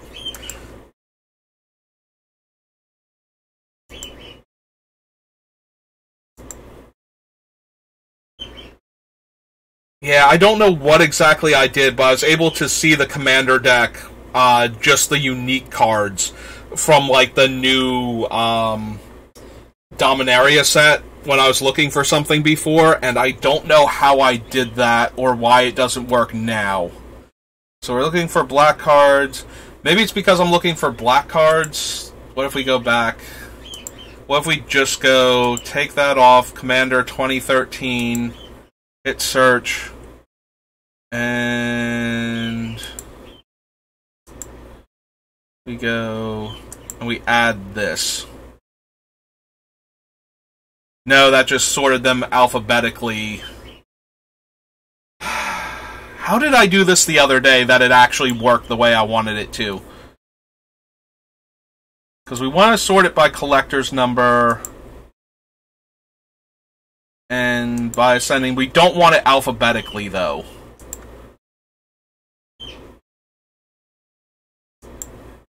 We just want to get rid of name. We just want it to sort by... Yeah, I got it to do it the other day, and I have no idea how I did it now. And apparently that's not going to work. So, I don't know why it won't work like that anymore, because that would be super... Like, that's what I want it to do, so that way I'm only looking at cards from the commander set. And it just refuses to help me out here. And I got it to do it for the, like I said, the commander decks for Dominaria United. I got it to do it that way, and it just, now it is refusing to do it again, so... I messed it up by accident. Like, I think I clicked search while it was searching, and it just came back to this screen, but with, you know, all of my things deleted, so... Let's give it a second to load up the thing. There we go. And now I'll be sad, because it won't actually do it again. So disappointed. It would be so much easier if I could just sort it by the collector's number from the set that it's in, because then everything would be, you know, we would get just the new cards from specifically Commander 2013 first, and that would be exactly what I wanted, so of course it won't do it that way. That would be easy. And we wouldn't want things to be easy. We want to make this as miserable a thing as possible. I don't think we need Baleful Force. These are all reprints. Like, seriously, how much easier would it be? We could just look at the cards from the new set. Whenever a player attacks Enchanted Player with one or more creatures, the attacking player puts a 2/2 black creature token onto the battlefield tapped.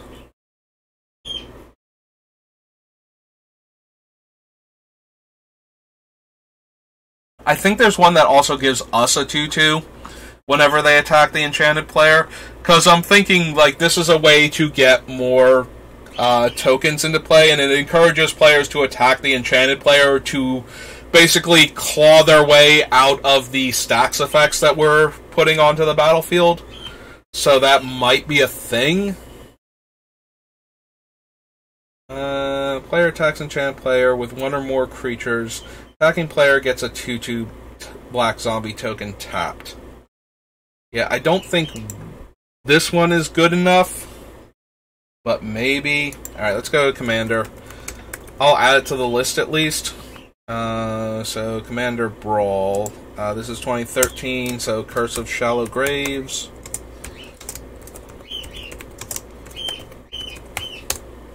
We'll consider that at least.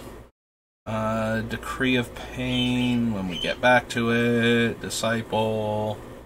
Endless Cockroaches. Endrick Sar is probably going to make the deck, but not right now. Each player chooses a non-land permanent and puts a Doom counter on it. Destroy each permanent with a Doom counter on it, not without a Doom counter on it. Would be helpful if we could protect our thing from it, but... deals combat damage to a player. You may return to your hand all creature cards that were put into a graveyard from the battlefield this turn. And so that might interact with The Shepherd, so that might interact with us doing the stacks things, but it's a 7-drop and it has to connect, which I think is asking too much. And then that's making us sacrifice our non-tokens in order to get them back, and we have to do it ahead of time, not knowing if he's going to connect. So, Homeward Path, Hooded Horror can't be blocked if defending player controls the most creatures. Whenever a creature you control dies, put 2 eyeball counters on Jar. Remove all eyeball counters from it. Look at the top X cards of your library, where X is the number of eyeball counters removed. Put one of them into your hand and the rest on the bottom of your library in any order.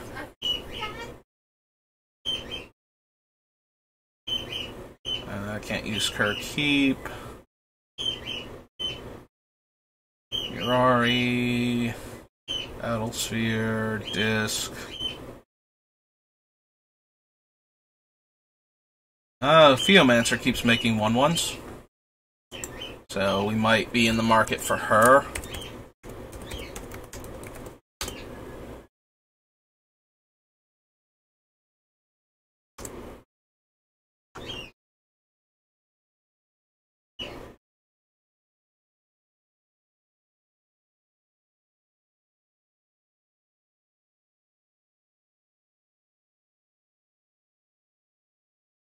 And 1 second.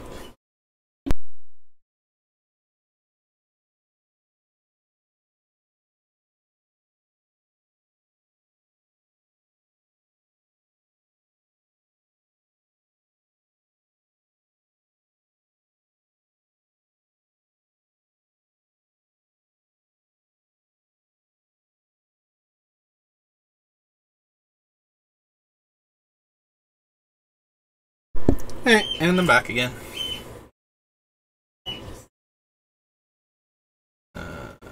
All reprints.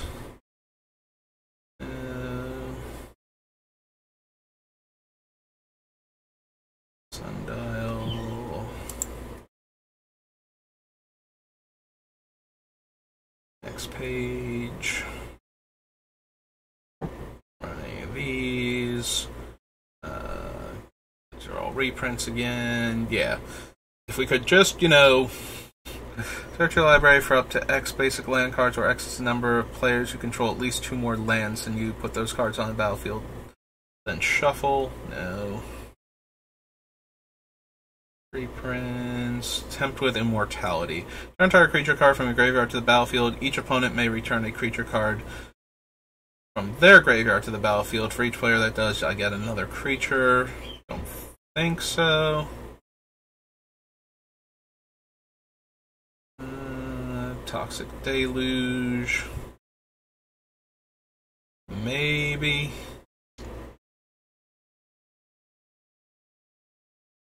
Viscera Seer, Viceling, Vivid Lands, Wayfarer's Bauble, Well of Dreams, and White of Precinct 6. Yeah, it'd be so much easier if we could just do it the way I wanted to. But we can't. So that was Commander 2013, Commander 2014.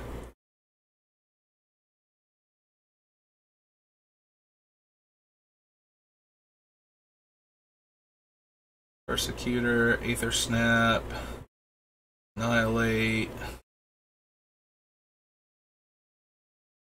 Hexproof and Shroud, and can't have Hexproof or Shroud.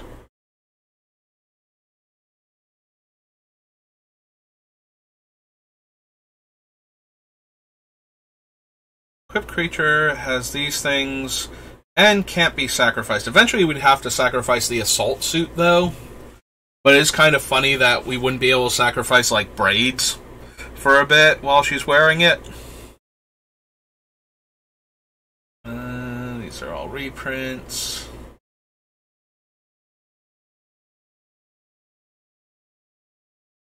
Whenever a creature attacks you or a planeswalker you control gets +2/+0. Yeah. Not quite doing it for our deck. Demon of Wailing Agonies. Deals combat damage to a player. That player sacrifices a creature.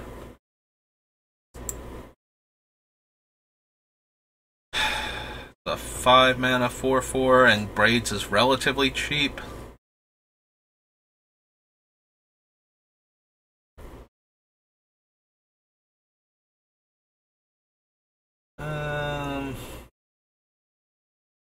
Probably still not, though. I think we can still do better than that. Cards, medallion reprints.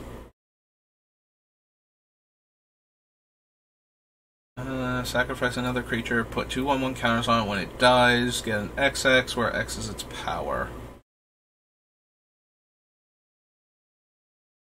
I think so.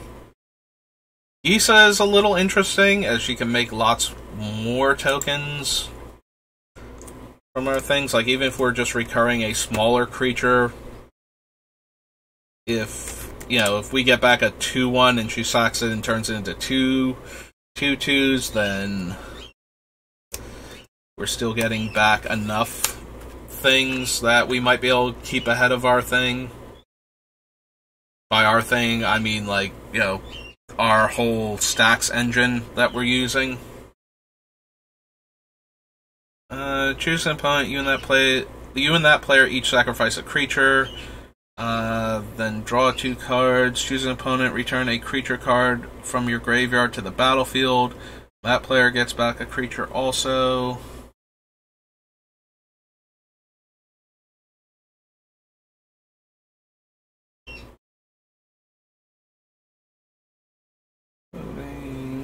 Lorestone.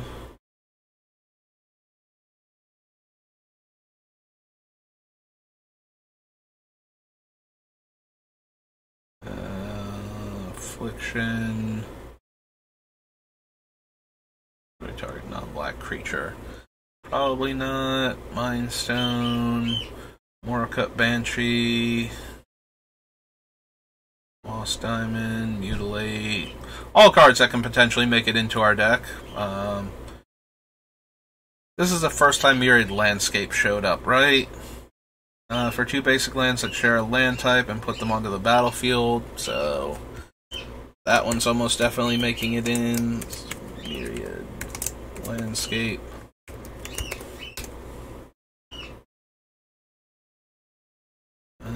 Destroy all creatures and return a creature card put into a graveyard this way to the battlefield under your control. It's a black zombie. An exile Selection, and Selection is a 7-drop sorcery. I don't think we need Ob. Enters the battlefield, you may destroy target creature. Whenever a non-token creature opponent controls dies, I get a 2/2 black zombie into play tapped.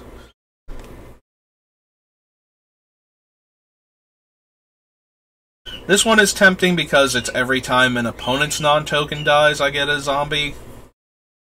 So that might get it into the deck.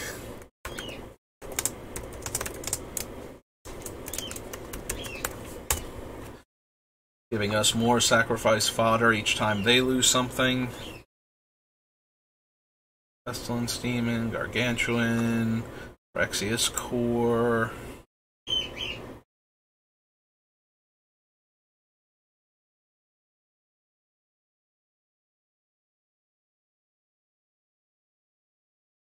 Pain, Promise, Raving Dead.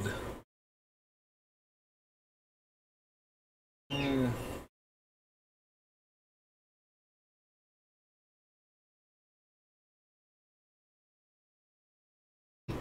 these are all reprints. Put an XX horror where X is the number of creatures that died this turn.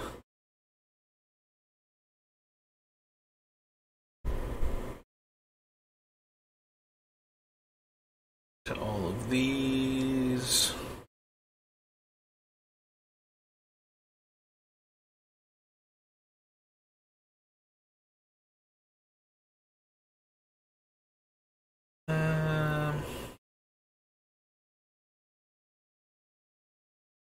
Seven tap, destroy target permanent. And it's a 3-drop. Yeah, probably can still do better than that. During combat on an opponent's turn, return X target creatures from your graveyard to the battlefield. Sacrifice those creatures at the beginning of the next end step.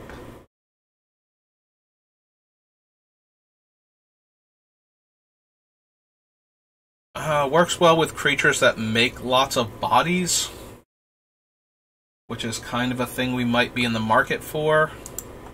So maybe Wake the Dead. At least consider it. Wormcoil Engine, Xanthrid Demon, and Zoetic Caves. That was 2014. 2015. Yeah, let's try and get through all the commander decks. At least. And maybe call it a stream at that point. All the commander decks that are listed up here. So when we get the copies, when we attack, and we exile those tokens at end of combat.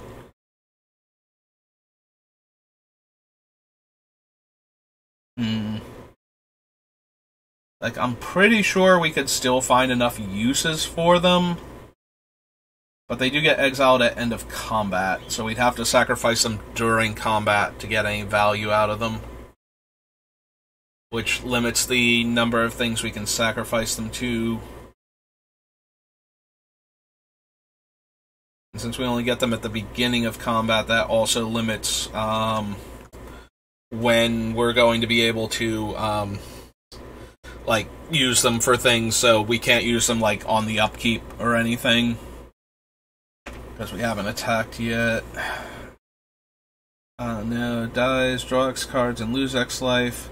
Or X is the number of creatures cards in target player's graveyard. Haste, so no. Destroyed this way. We might have a lot of tokens, so I'm less inclined to run a card like Deadly Tempest. Like, I like Deadly Tempest more when either we care about the damage that we're doing to the opponents, or we have we have one big creature each time, or like 2 or 3 big creatures and they're losing like all of the creatures. Place the top X cards of their library into their graveyard. For each creature card put into the graveyard, make a 2/2 zombie token tapped. I think there are better versions of this that we could be using, so... Tombstone Hedron is a... Like, again, if I could just not have to look at all of these reprints, because my brain takes a few seconds to process each one of them to see if they're an old card, or if they're good for the deck. It's like, wait a minute, this is a card that's good for the deck. It's like, yes, brain, but this isn't the set that it comes from. This is a commander set, and we want to wait until we're on the set that it actually came from to put it on the list. Brain's like, okay, but I'm going to forget that 10 seconds from now when we see another new card. And I want to put it into our deck. From the graveyard by paying 2 black and sacrificing 2 creatures. Yeah, I don't think so. Combat damage to a player that loses half their life rounded up. Choose 2 colors each spell you cast. Costs 1 less to cast for each of the chosen colors that it is. Sundial, no. And by no, I mean this isn't where you came from, so I'm not going to consider you here. Staff. Thief of Blood.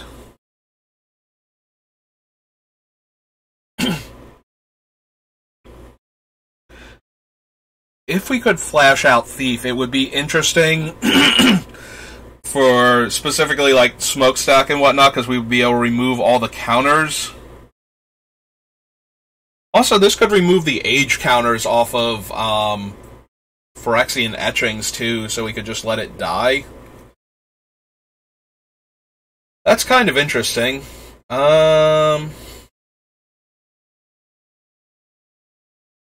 Like, I don't know that we would actually run it just for that. But this thing and Vampire Hexmage, maybe? I'm going to add it to the list because of the things that it interacts with, and we'll consider it. So, Thief of Blood.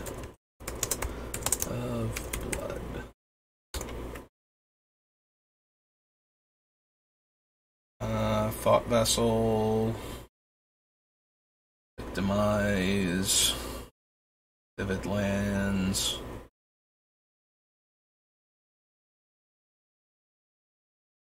Draw a card and lose a life. -2/-2. Return a creature card from your graveyard to your hand.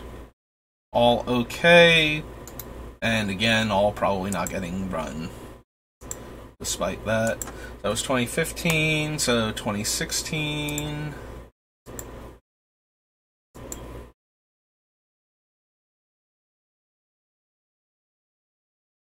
I seriously don't know why it can't just do collector's numbers. It would be infinitely easier. Just be able to look at the cards I actually wanted to look at. Like, why is that a thing? I would like to know, like, is it a programming error that it's not showing me the cards listed that way? Is it something else that I needed to take off that I'm missing that's on there that's overriding it and forcing it to work like this? Like, seriously, just tell me so that way I can stop having to deal with this. It'd be so much better if I could just see the new cards.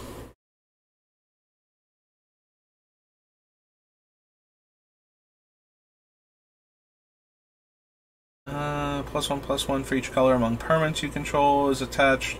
Opponents can't cast spells during your turn. No. No.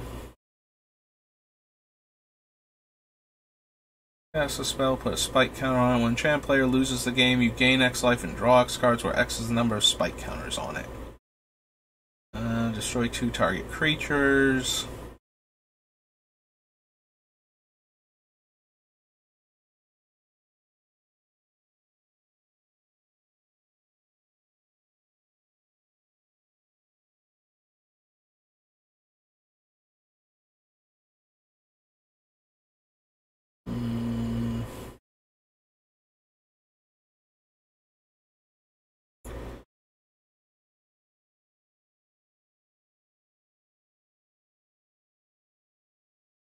Hammer Magus of the Will.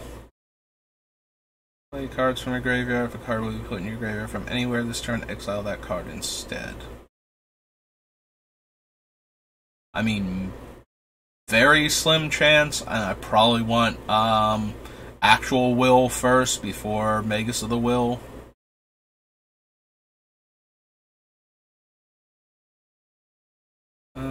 Destroy target creature, you draw X cards and lose X life, where X was the number of counters on it. Number of basic land types among lands you control, so 1. Yeah, I don't think I need that. Okay, that's everything on page 1.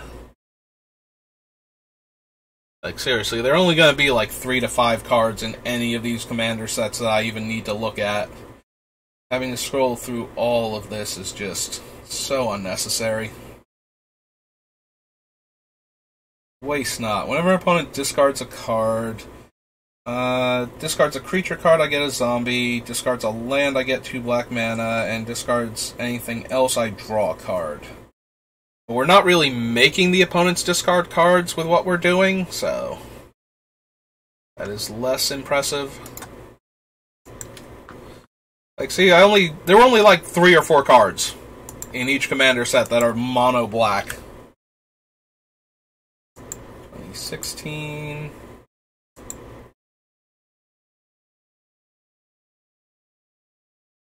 That I would actually need to read, and some of them are going to be reprints from the other commander sets. Oh wait, I just did 2016, right? Like, these are literally all the same cards? Yeah, okay. I'm sorry, I thought I was on 2015 before, so that's 2016, 2017.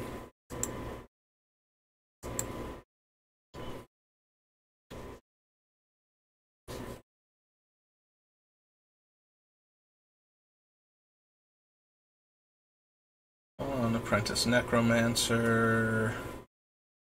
And I wouldn't have to devote, like, mental space to cards that have different artwork than what I'm used to seeing. Creature deals combat damage to a player, create a token that's a copy of Bloodforged Axe, and it equips for 2. And it's battlefield, return a Vampire Wizard. Whenever a dragon you control dies, while it's in your graveyard, you may pay black and 1. If you do, return it from your graveyard to the battlefield.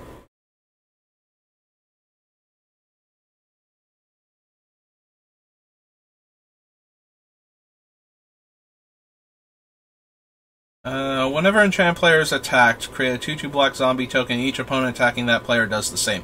Alright, that's the one that actually keeps giving me things when they're being attacked, but still encourages the other player to attack also.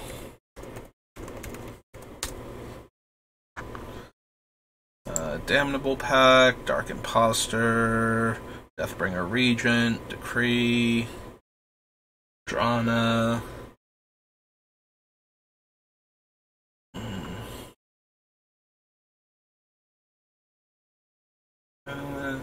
Equipment enters the battlefield on your control. You may attach that equipment to target creature you control. +2/+0 and indestructible. It's 4 to equip. Don't have set creature types, so no Herald's Horn. Deals combat damage to a player. That player exiles a card from their hand. We look at cards exiled with it and play them. Aren't of the chosen type.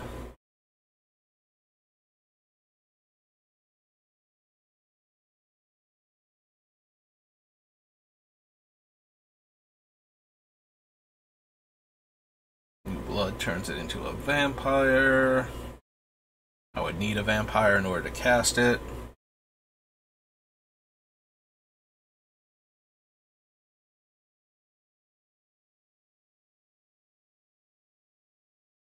There's Pawn of Ulamog, but we'll add it to the list later when we get to the actual, like, Rise of the Eldrazi that it comes from.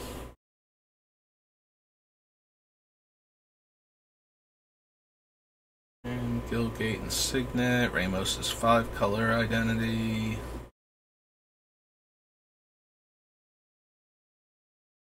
Skeletal Vampire, Staff.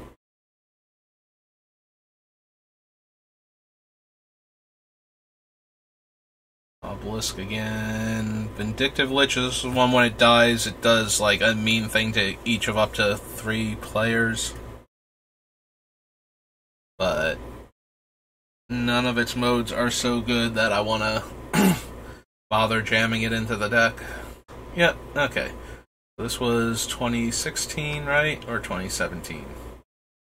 2017, okay. Yeah, would have popped up there too. I was kind of thrown off after the last one, so Commander 2017 to Commander 2018. Let's go ahead and search that one up.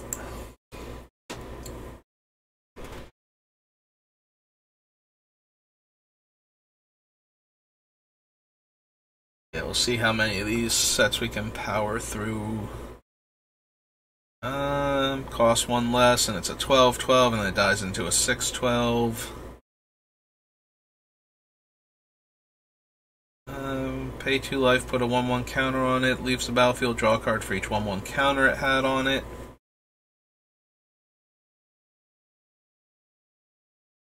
No to all of these.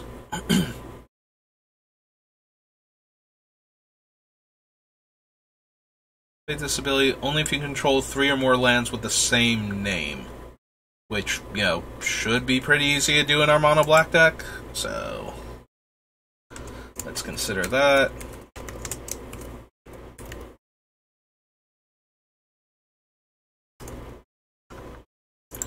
Entreat the Dead. Return X target creature cards from your graveyard to the battlefield. And Miracles for 2 black and X.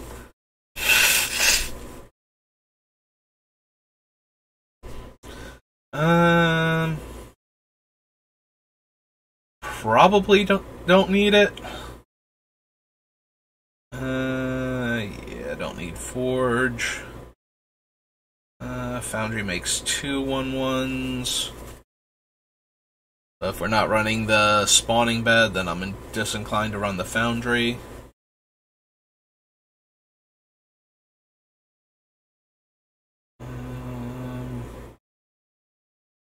Hate Isolated Watchtower. Like, seriously, I don't know why that card even bothered.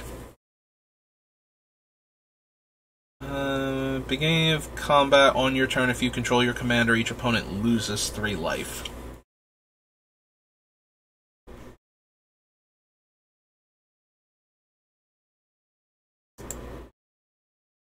Like, that does actually eat into their life total. Probably not, but I'll at least consider it.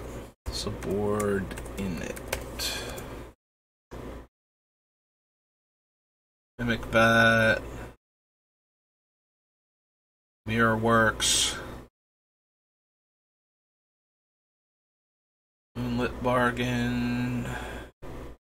Yeah, these are all cards I have to consider later when I actually find the things. -3/-3, so that kills Braids and all my other, like, tokens and whatnot, so we probably don't want that.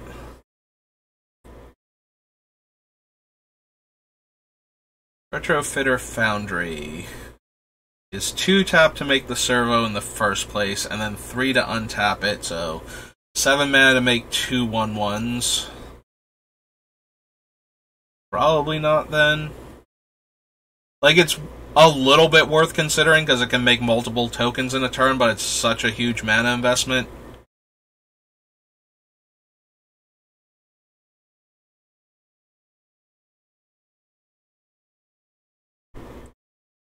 This is a creature. Each opponent who can't loses half their life rounded up. It is a 9-drop, though, and we have to get Braids out a few times before it's actually worth casting. Yeah. I don't think so. Gonna lean back in the creaky chair. Serve Discord. Enters the battlefield. Choose 2 players. Whenever damage is dealt to one of them, the other also loses that much life.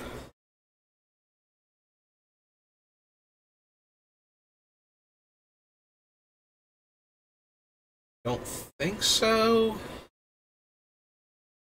Scrolling then, and we're done. This one. Alright, so this was 2018. Back together. Bump that off. Commander 2019 is on this list. 2021. This 2020 was associated with one of the things, and they didn't bother calling it 2021. They just called it. I think that's Strixhaven is the 2021 set. Or 2020. Whichever one it was. Alright. Exile Aeon Engine, reverse the game's turn order. This one's actually kind of interesting with a smokestacks type effect in play. Like, it's about to be our turn, and then we reverse the turn order, so it goes to, like, so the player it goes back away from us, and goes through all of those players again. Like, the player next to us doesn't get wrecked, because we don't want it to go, we're trying to get it to not go to our turn, but, wow, does that mess up other players if we just get to... So, yeah, I'm going to add that to the list, because I like that idea. It's like, no, we're going to send it back to you again, and go through everybody before it gets back to us, and make them lose a bunch more permanents. Opponent controls deals damage to Archfiend of Spite. That source's controller loses that much life unless they sacrifice that many permanents.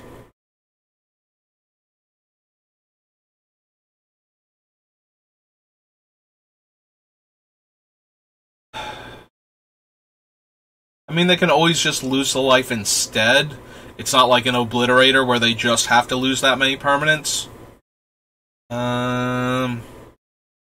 Also, it's a lot more potent when we can discard it to ambush them with it, and I don't know that we're going to have ways to do that, so I'm guessing no to that one for right now. Discard a creature card and make a zombie. Right, it's the same thing, only when I do it now. And he's a 5-drop 4/4. Probably not. Again, I'm not really discarding lots of cards intentionally right now, so... whenever a player draws a card, they lose 2 life and I gain 2 life.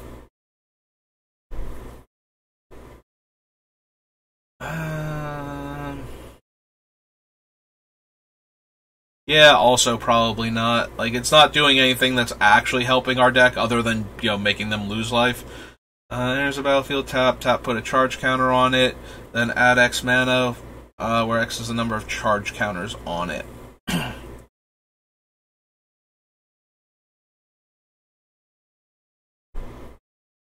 Beneath the floorboards, Gaia Reach Sanitarium, good old Geth. Train creature has Death Touch and Indestructible. Morph, sacrifice another creature. As its turn face up, you may attach it to a creature. Grave Scrabbler, there's Grim Haruspex, Grimoire of the Dead, Idol of Oblivion.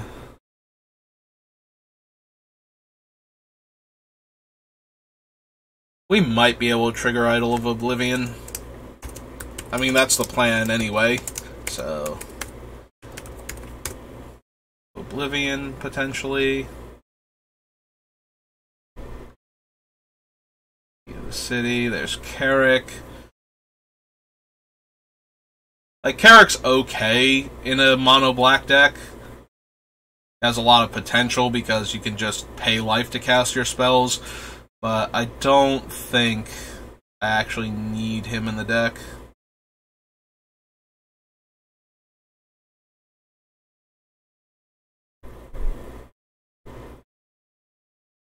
Exile each creature with power greater than the number of cards in your hand, or each creature with power less than the number of cards in your hand.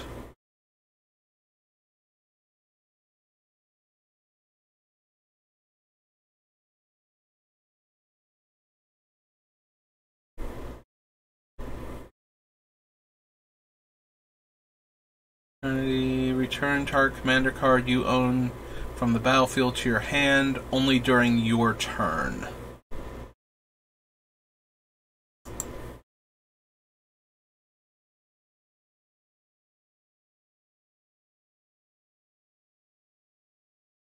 Comes tap, put a land from your hand onto the battlefield, return target land from your graveyard to the battlefield tapped.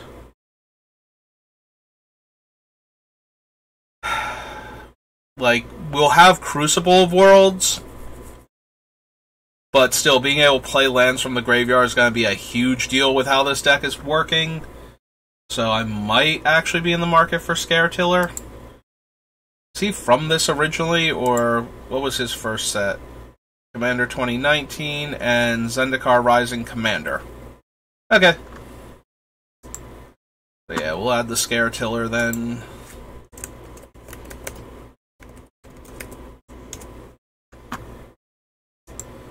Back.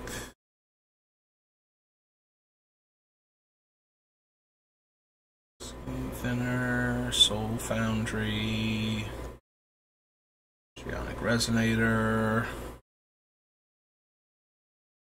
Thieving Amalgam. The 7-drop, beginning of each opponent's upkeep, I manifest the top card of their deck. Creature I control but don't own dies. It's a 7-drop, so I'm less likely to want it, but it does give me a creature every turn while essentially milling each opponent's deck. So I might be down for that. That was Commander 2019.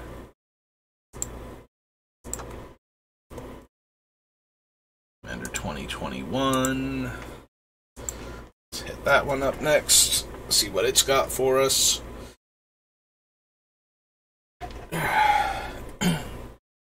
Archive, Ambition's Cost, Ancient Craving. Author of Shadows. Exile all cards from all opponents' graveyards. Then choose a non-land card exiled. This way you may cast that card for as long as it remains exiled. You may spend mana or mana of any color to cast it. Attacking creatures get +1/+0 and menace. Whenever a non-token creature you control dies, they get a 1/1 black and green pest token. Alright. Well, we definitely need as much fodder as possible, so I'm okay with the Blight Mound.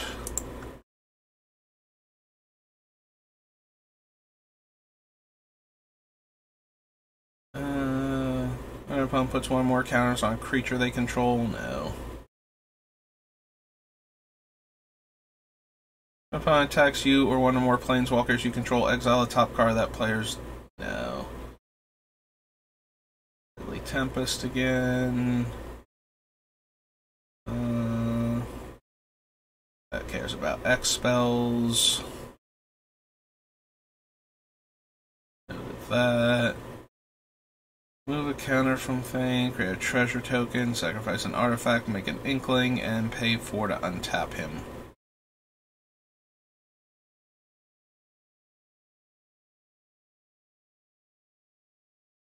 Do that one.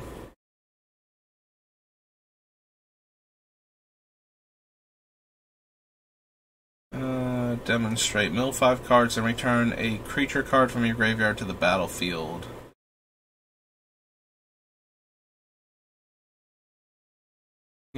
Right, Keen Duelist. I also do not care for that one at all.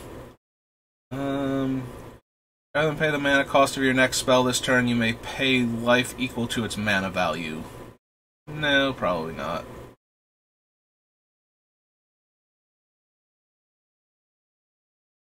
Reprints. +2/+2 and is goaded. Whenever attacks, its controller loses 2 life, I gain 2 life.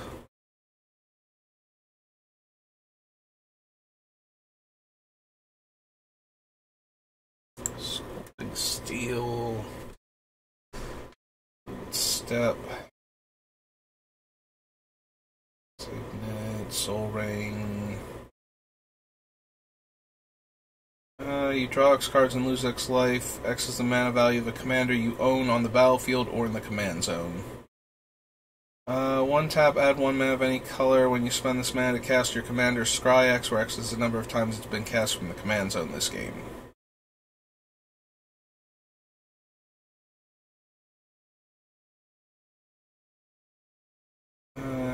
Each opponent may create a treasure token. For each opponent who does, I create a treasure token. That one's kind of interesting because if the other player, if everybody makes 1 token, then I get, 3 tokens. And then I have 3 extra permanents. I don't know that that's good enough, though. It is giving them things to sacrifice also. If you gain life this turn, you may pay X, where X is the amount of life, to make an XX demon with flying. It dies into 3 different 3/3s with 3 different abilities. It's also a 9-drop. Whenever you gain life, you may pay black. If you do, return target creature card from your graveyard to your hand. 2-tap, target commander gains lifelink.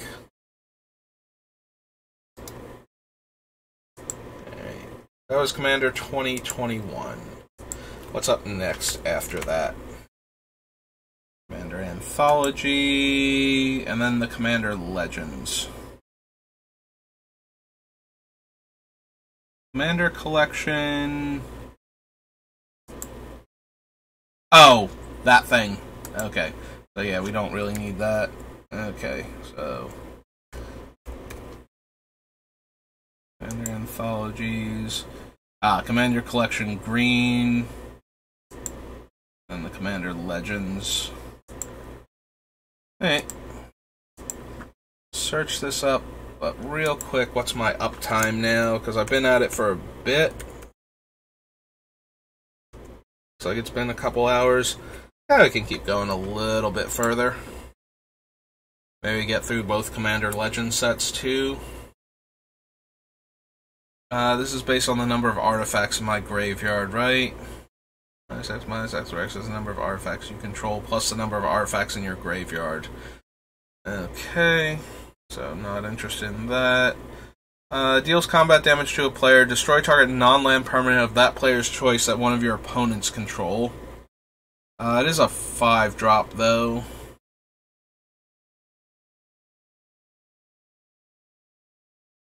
Brass Herald, Brass Squire. Attacks target creature and opponent controls gets -1/-1. It has Encore. The Encore creatures beginning of the next end step.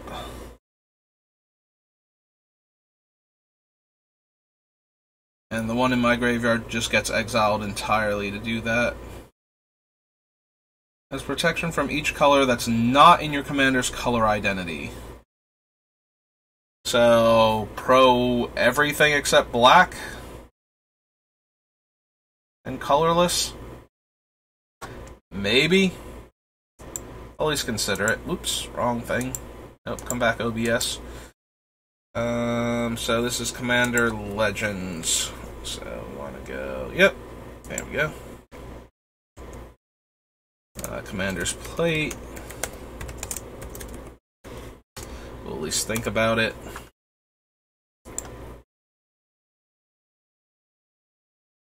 Unless they discard a card. If you're a Monarch instead, loses 6 life unless they discard 2 cards. Battlefield, draw 3 cards. Beginning your end step, you lose 2 life for each card in your hand.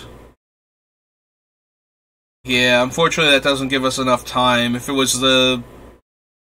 we could cycle through like a turn or two, maybe. But we need to get rid of this thing immediately if we're going to use it. Dies, each opponent discards a card. Non-elves get -3/-3, which includes Braids. Makes a 1/1. And has Encore 5.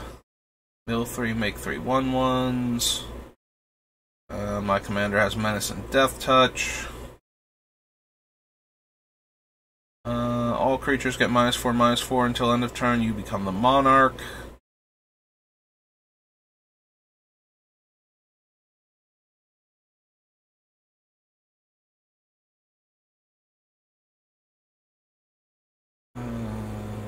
No.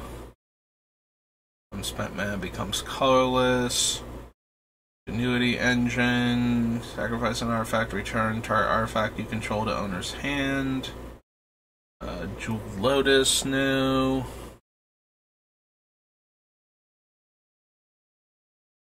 Sacrifice 3 other artifacts and/or creatures. Top 3 cards of your library. Put 2 of them in your hand and the other one in your graveyard. If we were making enough artifacts, he's okay. Still not great. I'm still not sure I want him in the deck. 7/7 Cascade for 8. Or another elf dies. You may pay 1 and 1 life to draw a card. This Automaton. Token you control leaves the battlefield. He gets a 1/1 counter. When he leaves the battlefield, I get 1/1 elves equal to his power. That might be worth considering.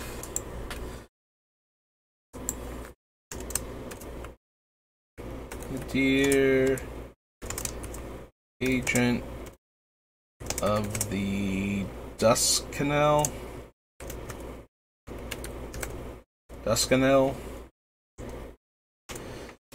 And the Nightblade. Each opponent loses 1 life and I gain 1 life every time token I control leaves the battlefield.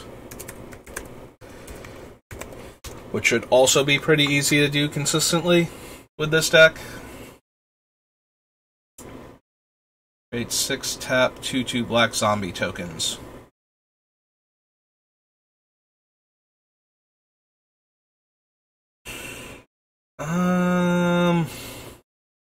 It's not really getting me ahead on permanents, like for us to sacrifice.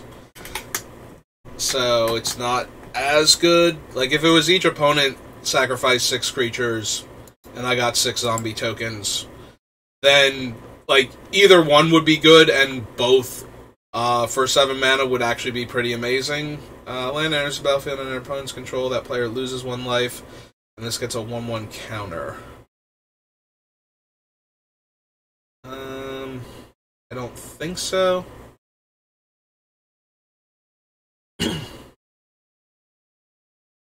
Stealing our opponent's searches.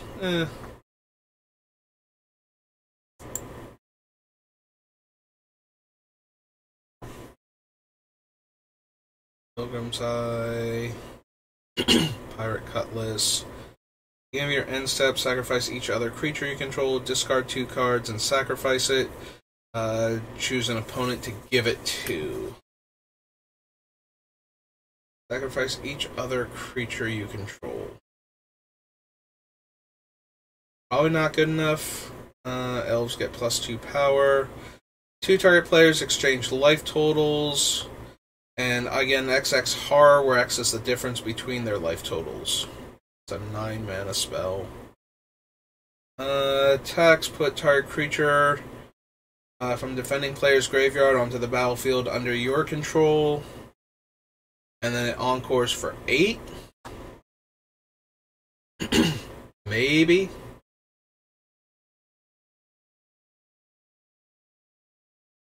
Oh, oops. How did I get under Commander Brawl for that? Let's cut those. I must have accidentally scrolled down a little bit, so let's scroll back up. Commander's Plate, and paste that. And clear all, and shut that back down. Alright, so anyway, Rakshasa Debaser. Rakshasa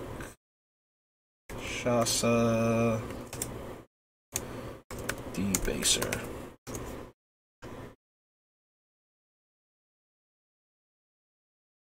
Rings of Bright Earth.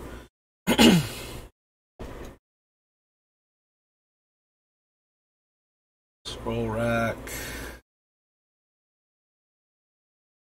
Sangir the Dark Bear. Another creature dies, put 2 1/1 counters on it. Another player loses the game, gain life equal that player's life total at the start of the turn. I don't need him.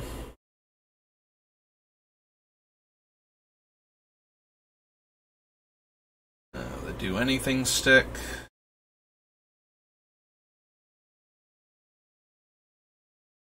Choose one if you control your commander. Choose both. Each opponent sacrifices a creature they control with the greatest power.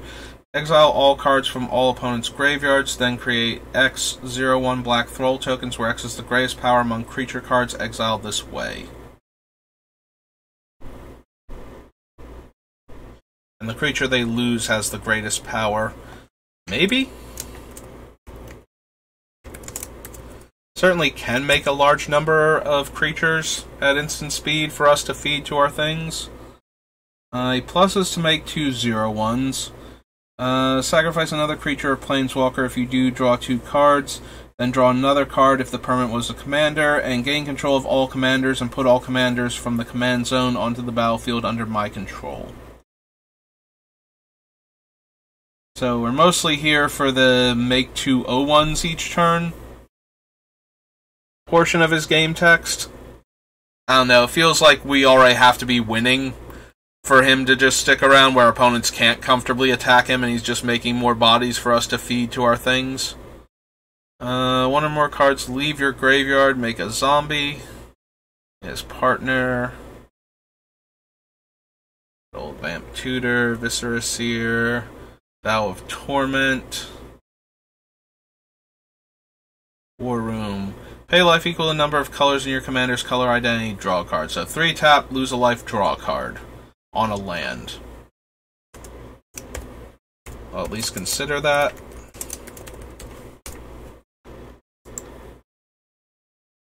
And Workshop Assistant. Okay. So that was Commander Legends. Now for Baldur's Gate.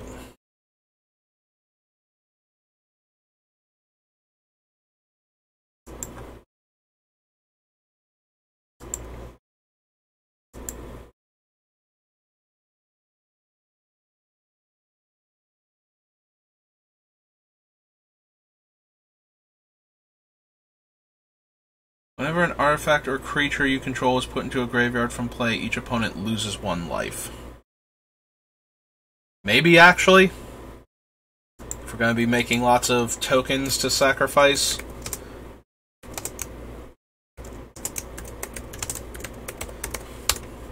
Like, we don't actually have to kill the opponents by making them sacrifice everything. We just have to keep them off balance long enough for things like this and other cards that care when stuff dies to just bleed them out.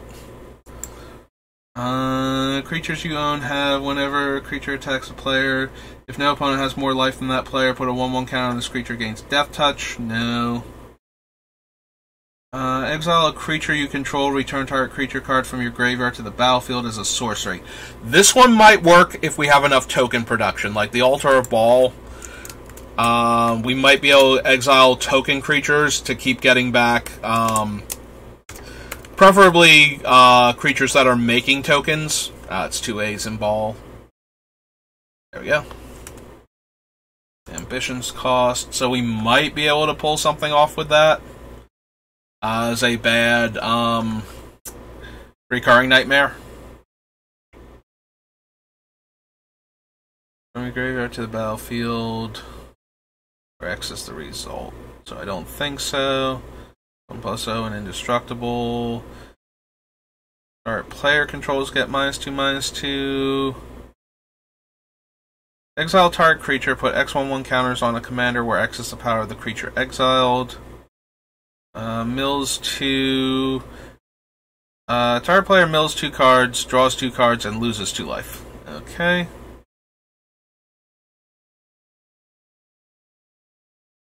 Dragon Gate, Black Market Connections. Can make 2 permanents a turn. So maybe, but that has to go down in the commander section because we have to be as obnoxious as possible.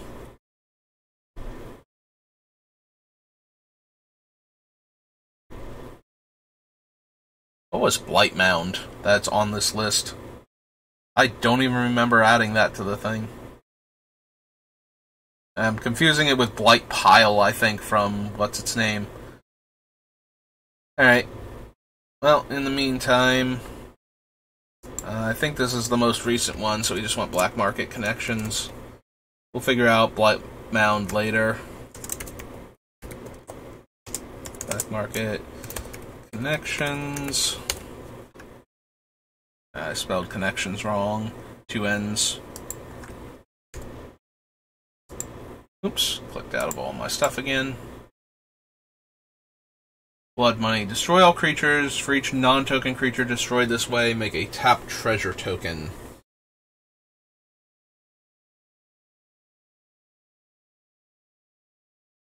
Why can't I get a treasure token for every token creature killed? Not like the treasures are going to become creatures and then get back up and help me out.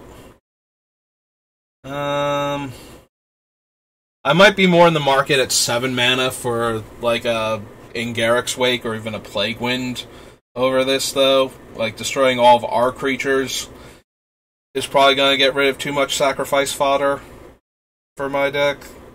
Sacrifice Cleric, return target creature from graveyard to the battlefield at sorcery speed. Exile the top card of each player's line. Play those cards as long as they remain exiled. And non-land permanent opponent controls under our control lose life equal to its mana value. This is the Party Matters. Attacks defending player loses X life and you create X treasures, where X is the number of creatures in your party. So she is all party member types, but is only 1 creature for the total, so I would need other things that fall into those categories, and I don't know if we're going to have those yet or not, because it's too early.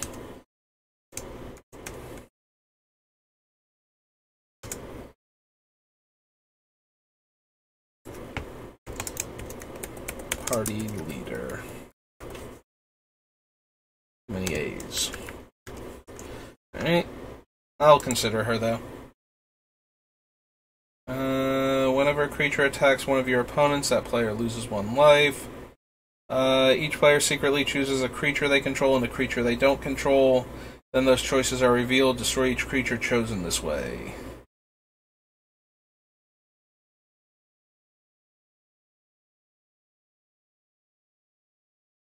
No. Enters the battlefield. Each player sacrifices a non-token. Little Chaos Wand.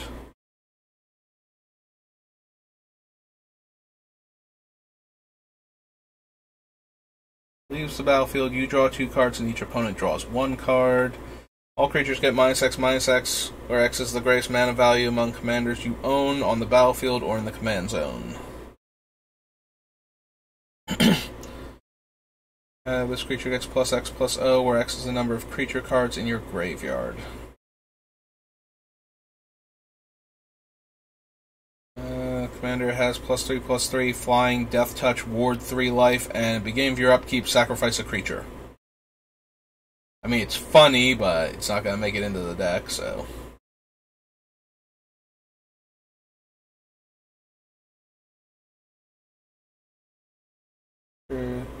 That block this turn gets -1/-1. Whenever one or more creatures you control become blocked, each blocking creature gets -1/-1.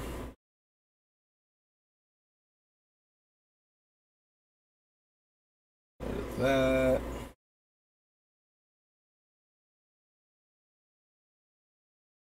Take the initiative, gain 3 life, draw a card, create a treasure token, activate only as a sorcery. Each opponent sacrifices a creature, discards a card, and loses 4 life. Attacks a player, exile all cards from that player's hand, then they draw that many cards, and I can play the exiled cards.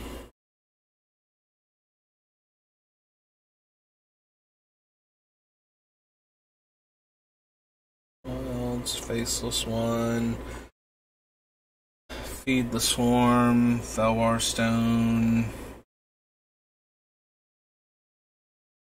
Put target creature card from a graveyard onto the battlefield under your control with a corpse counter on it. You take the initiative if that creature would leave the battlefield. Exile instead of putting it anywhere else.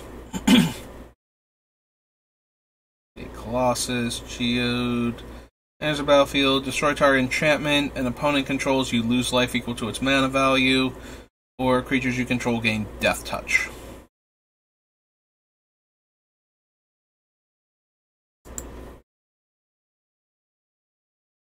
Don't care about the Grey Slot, Grim Haruspex, Grim Hireling.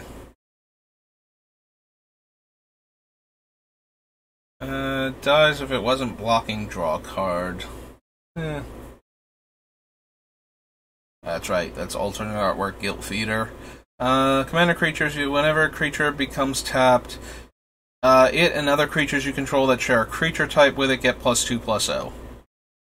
And Undying. So, yeah, we don't have enough nightmares, or any nightmares, and we're probably not going to be picking creatures based on their nightmare status, so. You may play lands and cast spells, exile within an elective hour. If you cast a spell this way, you may spend mana so or mana of any color.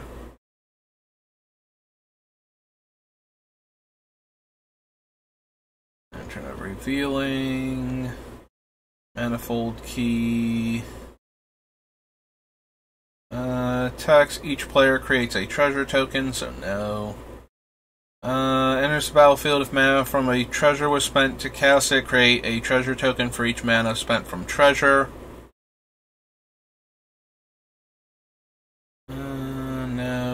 No. Becomes screwed the first time each turn. By exactly 2 creatures it gains. Deals combat damage to a player. Draw 2 cards. No. Nope. Permanent cards exiled with it under owner's control. Lifelink, sacrifice a creature or artifact, put a 1/1 counter on it. Mountains. Has lifelink if you control a bard, and so on. As long as you have a full party, prevent all damage that will be dealt to equipped creature. Murder. Miracle's Edict. Choose an opponent. That player sacks a creature. Each opponent sacks a creature. Each opponent sacrifices a creature with the greatest power among creatures that player controls. Get +2/+0 on Menace.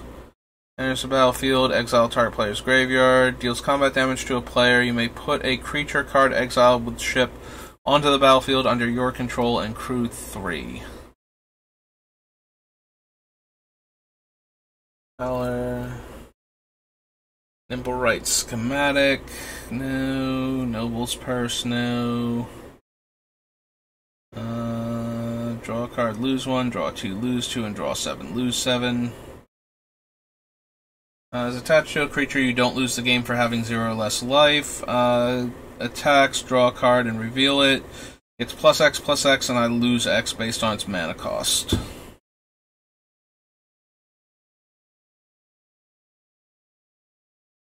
Enters the battlefield, you take the initiative. Beginning of your end step. If you have the initiative, put a 1/1 counter on it. Tap target legend. Fort, prize, statue. Enters the battlefield, is put into the graveyard. Create a treasure token. It does make a permanent and then dies to make another permanent, but it's also a card in our deck that we won't have room for. That's kind of sad. Enters the battlefield, you take the initiative. Creature opponent controls would die. Instead, exile and put a hit counter on it. When it attacks, if you completed a dungeon, defending player loses 1 life for each card they own in exile with a hit counter on it.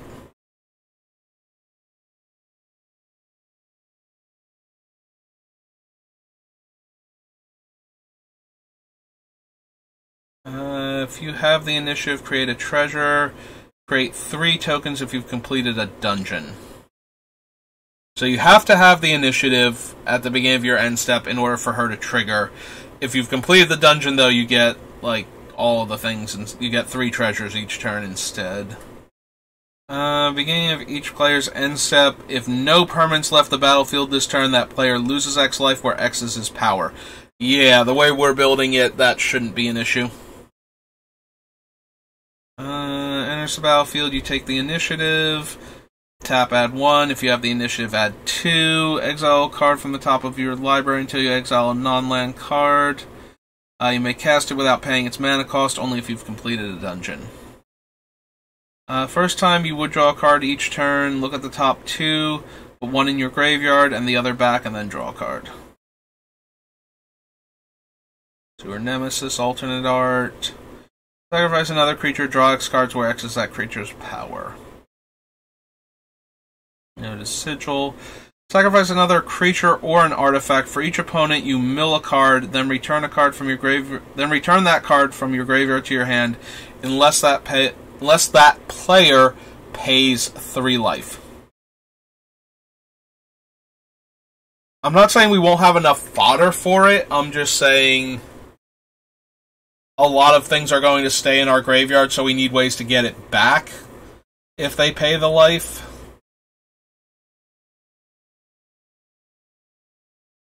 Snake Cleric Warlock.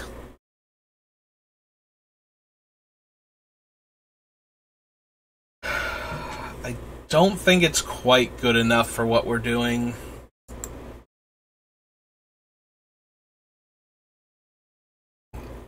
Maybe it is, though. Maybe I need to go back and reconsider it. Each creature card in your graveyard that's a cleric, rogue, warrior, or wizard has unearthed black and 1.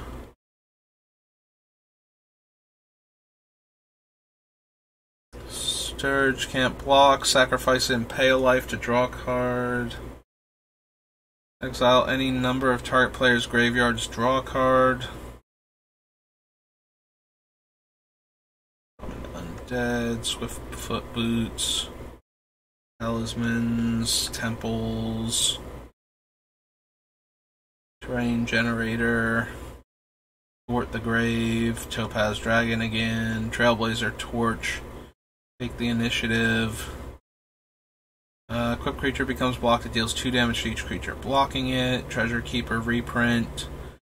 Powers equal a number of crabs, oozes, and or horrors you control. Beginning of your end step, exile up to one target creature card from an opponent's graveyard, and create a token that's a copy of this.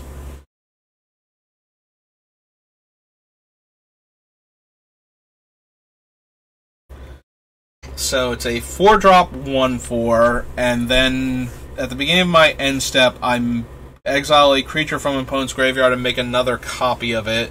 So I can keep making copies until opponents run out of cards in the graveyard, assuming I'm not hating on their graveyard so hard. Put into your hand and then shuffle. 1/1 counters or scry 2. No target creature, create a treasure. Target player loses 5 life. Makes a 4/1 skeleton. And then I get the best creature out of the top. I can't quite read it. 10 cards. With 3 1/1 counters, it gains hexproof until your next turn and shuffle.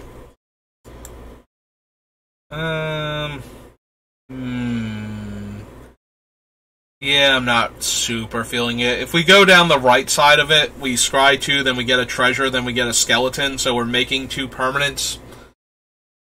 So we're getting 3 permanents, and we get the land, so up to 4 permanents per cycle through of this thing, but I don't quite think that's good enough to merit the other dungeon initiative, and it's encouraging players to attack us on top of that. So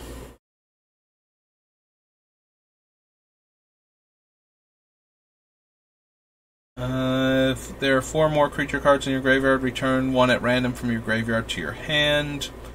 Meh. When it attacks, you may pay 1 life to make a treasure, and Zulaport Cutthroat. Alright, so real quick, because I'm super curious. What is Blight Mound? Like, what was it that I have it down here? Because I don't even remember seeing it before, and I'm really curious. Oh, it's this thing. Yeah, I completely forgot what its name was. And I could not remember it. Okay, so we didn't actually get, like, we got like 1 or 2 cards out of the actual Baldur's Gate. Yeah, we got Agent of the Iron Throne and Altar of Ball, and then we got a couple cards from the Commander set. Because we had to clump them together just to frustrate me more. Alright, so that was Commander Legends, Commander's Arsenal. So next up is Conflux. But we're closing in on like 3 hours for this stream, and I already did an hour beforehand, so I think that's good enough for right now. So we'll go ahead and we stop after Baldur's Gate. And we'll pick up with Conflux next time. So we'll do a quick save here. So that's going to do it for me for right now. Hopefully I'll be on a little bit later to do a draft or 2 on Arena. We'll be doing Dominaria United again. And if I don't see you for that, have a good rest of your day, and I'll see you next time. Thanks for watching.